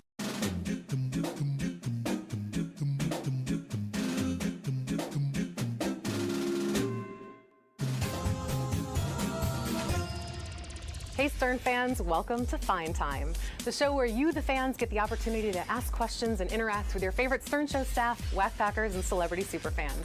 I'm your host, Rachel Fine. Now, when the guys at Howard TV first conceived the show, my guest today was one of the first names that popped up as a must-have. Now, it's not because of any one particular thing that he does, it's because he has utter and complete verbal diarrhea. You may love him, you may hate him, but you certainly know what his penis looks like. His phony phone calls are instant classics, and his least favorite number is 143. Ladies and gentlemen, I give you Sal, the stockbroker Governale. Rachel Fine! Sal Governale. Hey. You're not sorry. falling for Okay. that. Let's just Good to see you. Good to see you. Okay, Little sit down. You feel warm? Not falling for that again. Fresh and Just warm. sit down. Are you ready to answer some fan questions? I am ready. I'm ready for anything that you ask me. Fantastic. Can I keep your eyes in this general direction? Yes. All right, first question comes from JM on Twitter. He wants to know, how did you feel when you got hired by Howard? Extremely excited, Rachel, but at first, to be honest, I thought it was a prank because Gary pranked me 5 years prior. You know, they got me pretty good on the show. I was working on Wall Street, and I was actually that day writing jokes for Artie Lang because he was doing the Donald Trump roast. And I was kind of bummed out, you know, the Win John's job just ended, the great Richard Christie won, which was the greatest thing to happen to the show. And I got a call like, hello, you know, Hal was thinking we'd like to give you a shot here. And I'm like, are you kidding me? Sure enough, I got invited into the show, and it's been 7 years later. So it's been great. Wouldn't be the same without you. Oh, thank you. Next question came in from Facebook. This is from John R. He says, F, marry, kill, Richard, Howard, and Robin, and explain your reasons. Okay, well, definitely marry Richard because I love him, and he's my second wife. I would probably marry Howard because it would make for great radio. Robin, you won't believe what happened to me last night. What, Howard? Sal me up the. Oh my God! Don't tell me that. Yes, he did. And I would, unfortunately, because of the game, have no choice but to kill Robin. That hurts. Sorry, Robin. That's crazy. Sorry to hear that. What's wrong with him? Only because of the game. Only because you're the game really getting into that. gives Yeah. me no choice but to do it. Okay. Excellent. Moving on. Is she dead yet? She is dead. Next question is from Joseph M. on Facebook. He asks, what do you want to do once the Stern Show ends? You. That Every is night. so sweet. As long as Richie Wilson doesn't kill me. You're going to have to clear that with Richie. What do I want to do? I want to continue to write with Richard Christie, put shows together, comedy, perhaps work for a television show like Jimmy Kimmel, certainly pursue stand-up, and just continue within that vicinity, in the entertainment industry in some capacity. Sounds good. Maybe you'll be the next Ronnie Mund. I said entertainment. Next question is Kim S. also on Facebook. Kim S. She says, Sal, Yes. tell me one thing you love about your wife, really love, no jokes. Can you? Yes, of course. My wife is a spectacular and awesome mother. Really, really great. That's one. I could tell you a few. Give me another. I think she's absolutely beautiful. I think she has a great personality. And I also think if it wasn't for her, 80% of my material would be out the window. She always says to me that, you know, if it wasn't for me, you wouldn't have anything. And to some point, that's true. You know, the price that we pay for that is a different story. But it's certainly the truth. She's really good. She's a good source of your comedy. Yeah, she's got a good sense of humor. So romantic. Next one also from Twitter is from Roger. He says, how did you ever pass the Series 7 exam? I studied every day. I actually made it a job. I got up at 9 in the morning and I went to my kitchen table and I stayed there till 5 p.m. And the only time I took a break was at noon, like I took a lunch break, and I would put on The Price is Right during my lunch break. And I watched The Price is Right, and then I went back to studying, and I studied real hard. I crammed it all in, and I got an 86 first time out. Nice. Do you think if you took it again today without preparing, you'd pass it? 68. It would take some time, but I could certainly pass it again. Nice. Next question, also from Twitter, is from Stacy. Stacy says, is Gary still eating black and white cookies with crumbs running down his chin? Well, I would have to say yes, I am. I love them, and there's nothing better to put me to sleep quicker than a good old batch of black and white cookies right after I'm done playing solitaire, boy. Sorry to wake you up. Next one came in from Facebook. This is from Scott M. Oh, Scott. From Scott. Sal, what do you do all day other than the prank calls? What do I? Well, that's a good question. We do song parodies. We listen to listener submissions. We put bits together. We put games together, like the Debbie the game today. We also write when people go out on the street. Rich and I actually go out on the street a lot, so we're constantly coming up with new concepts for the street, like Occupy Wall Street, like going to Harlem, talking about topical topics there. While the show was on, during the course of the show, I and Richard also send Howard jokes and media during the course of the show through Will and Steve on the computer. We submit jokes for other people as well, like Evil Dave. When George Takei comes in, we write the announces for him. So constantly doing stuff. You're a busy guy. Yeah. Jose N on Facebook says, has there ever been one call that you really loved but couldn't play it on the show? Yes, there are quite a few, and there's one in particular that we really love. It took about 6 months to produce. It involved many characters on the show, like Wood Yee, like Craig Gass doing his Gene Simmons impersonation, and we just couldn't play it. This call was so good that Gary reached out to this particular person. They do have a product that they sell as well, and even gave that person the opportunity to come on the show and be interviewed about it, provided that we could play the prank call. Still didn't happen. There are a lot of great prank calls that we just can't play. People say no, and that's it. No is no. Everything that we do, we get a consent for. And if we don't get the consent, we can't play it. What percentage doesn't make it through? I would say lately it's been like 40-70 in our favor. About 40% does not make it through. 40%. Do you recognize that 40 plus 70 is more than 100? Oh, I just realized that. 40-60. 40-65, yeah. Can we go back to the Series 7 question? Yeah. Michael G tweeted us. So embarrassing. Sal, is your hair growing back with the fake propecia? Feel it. What do you think? It actually looks good. It looks pretty full. Yeah. Wait, I didn't feel it before. So well, it was called alopecia, and I got it from India. I went to this website online because propecia is very expensive, and I can't afford it. So I looked online, and I received this Indian propecia called alopecia. And I tried that for a little bit, but I was getting some wacky side effects. So I stopped that, but what I'm doing now is I'm doing Rogaine twice a day. I do the Rogaine foam. Get right in the peaks, rub it in, go to the back. How's the back look? It looks good. Yeah, fill it up there. That's it, and then, and just the opposite on my balls, it's nair. Gets all the hair out. So bald here, full there. It's a match made in heaven, ladies. Match made in heaven.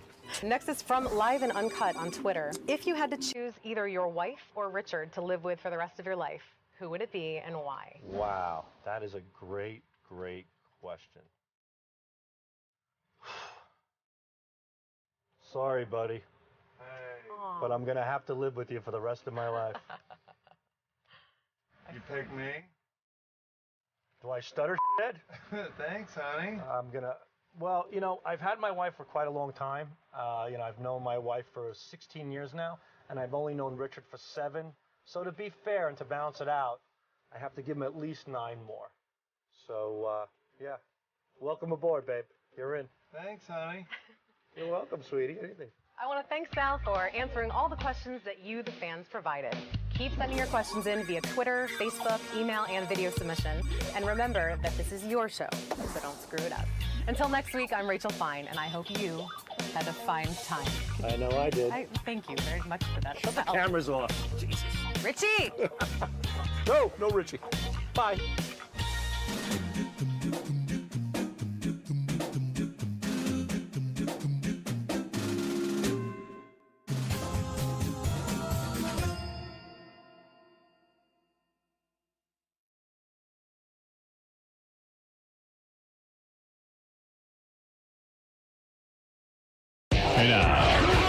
You don't even seem to understand the show. You just ruin everything. You got to be funny in here. I can't wait for you guys to see this on Howard TV. Daily shows, classics, and exclusive behind-the-scenes access. Well, that's going to be on Howard TV. The funniest, sexiest, most star-studded network on TV is Howard TV On Demand.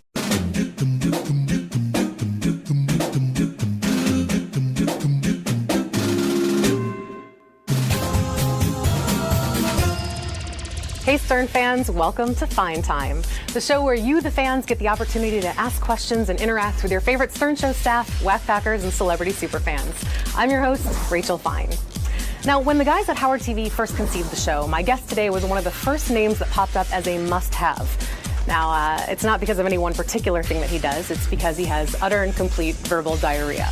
You may love him, you may hate him, but you certainly know what his penis looks like. His phony phone calls are instant classics, and his least favorite number is 143. Ladies and gentlemen, I give you Sal, the stockbroker Governale. Rachel Fine! Sal Governale. Oh, you're not sorry. falling for that. Let's just... Good to see you. Good to see you. Okay, Little sit down. You feel warm? Not falling for that again. Fresh and just warm. Sit down. Are you ready to answer some fan questions? I am ready. I'm ready for anything that you ask me. Fantastic. Can I keep your eyes in this general direction? Yes. All right, first question comes from JM on Twitter. He wants to know, how did you feel when you got hired by Howard? Extremely excited, Rachel, but at first, to be honest, I thought it was a prank because Gary pranked me 5 years prior. You know, they got me pretty good on the show. I was working on Wall Street, and I was actually that day writing jokes for Artie Lang because he was doing the Donald Trump roast. And I was kind of bummed out, you know, that Win John's job just ended, the great Richard Christie won, which was the greatest thing to happen to the show. And I got a call like, hello, you know, Howard was thinking we'd like to give you a shot here. And I'm like, are you kidding me? Sure enough, I got invited into the show, and it's been 7 years later. So it's been great. Wouldn't be the same without you. Oh, thank you. Next question came in from Facebook. This is from John R. He says, F, marry, kill, Richard, Howard, and Robin, and explain your reasons. Okay. Well, definitely marry Richard because I love him, and he's my second wife. I would probably pick Howard because it would make for great radio. Robin, you won't believe what happened to me last night. What, Howard? Sal fucked me up the ass. Oh my God, don't tell me that. Yes, he did. And I would, unfortunately, because of the game, have no choice but to kill Robin. That hurts. Sorry, Robin. That's crazy. Sorry to hear that. What's wrong with him? Only because of the game. Only because the game you're really getting into that. gives me no choice but to do it. Okay. Excellent. Moving on. Is she dead yet? She is dead. Next question is from Joseph M. on Facebook. He asks, what do you want to do once the Stern Show ends? You. Every That night. is so sweet. As long as Richie Wilson doesn't kill me. You're going to have to clear that with Richie. What do I want to do? I want to continue to write with Richard Christie, put shows together, comedy, perhaps work for a television show like Jimmy Kimmel, certainly pursue stand-up, and just continue within that vicinity, in the entertainment industry in some capacity. Sounds good. Maybe you'll be the next Ronnie Mund. I said entertainment. Next question is Kim S. also on Facebook. Kim S. She says, Sal, Yes. tell me one thing you love about your wife. Really love, no jokes. Can you? Yes, of course. My wife is a spectacular and awesome mother. Really, really great. That's one. I could tell you a few. Give me another. I think she's absolutely beautiful. I think she has a great personality. And I also think if it wasn't for her, 80% of my material would be out the window. She always says to me that, you know, if it wasn't for me, you wouldn't have anything. And to some point, that's true. You know, the price that we pay for that is a different story. But it's certainly the truth. She's really good. She's a good source of your comedy. Yeah, she's got a good sense of humor. So romantic. Next one also from Twitter is from Roger. He says, how did you ever pass the Series 7 exam? I studied every day. I actually made it a job. I got up at 9 in the morning and I went to my kitchen table and I stayed there till 5 p.m. And the only time I took a break was at noon, like I took a lunch break, and I would put on The Price is Right during my lunch break. And I watched The Price is Right, and then I went back to studying, and I studied real hard. I crammed it all in, and I got an 86 first time out. Nice. Do you think if you took it again today without preparing, you'd pass it? 68. It would take some time, but I could certainly pass it again. Nice.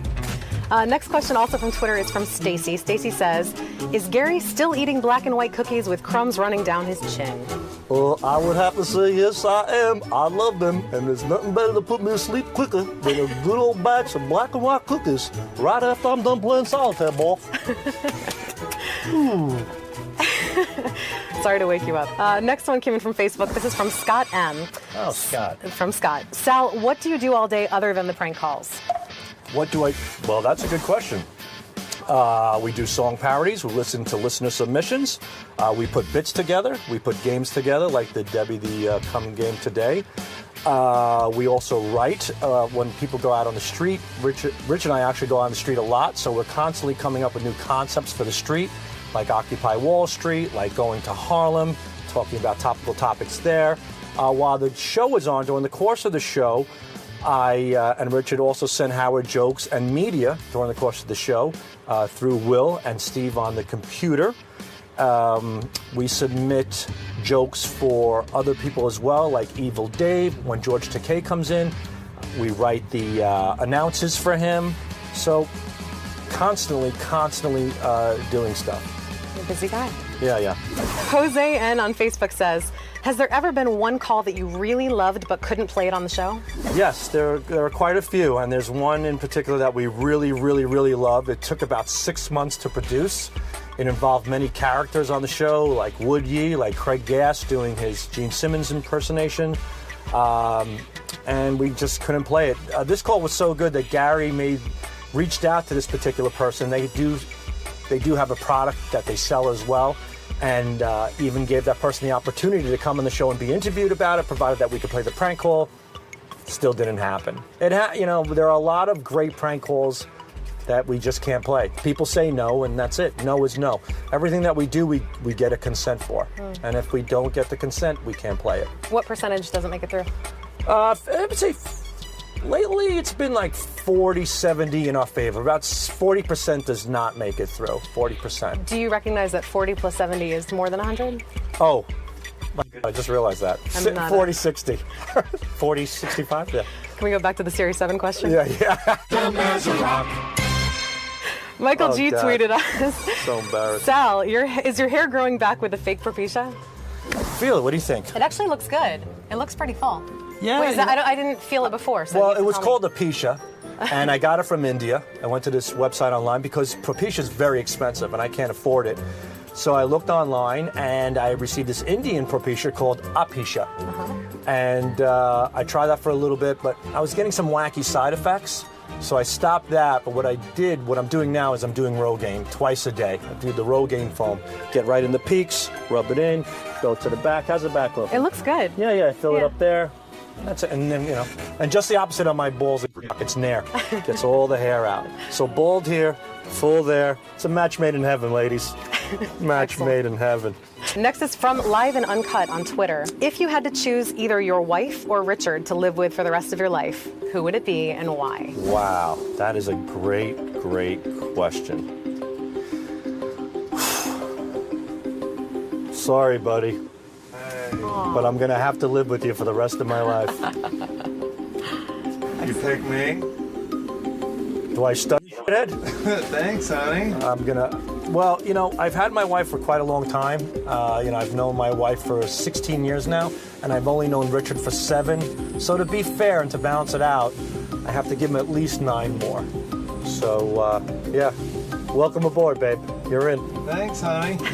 You're welcome, sweetie. Anything.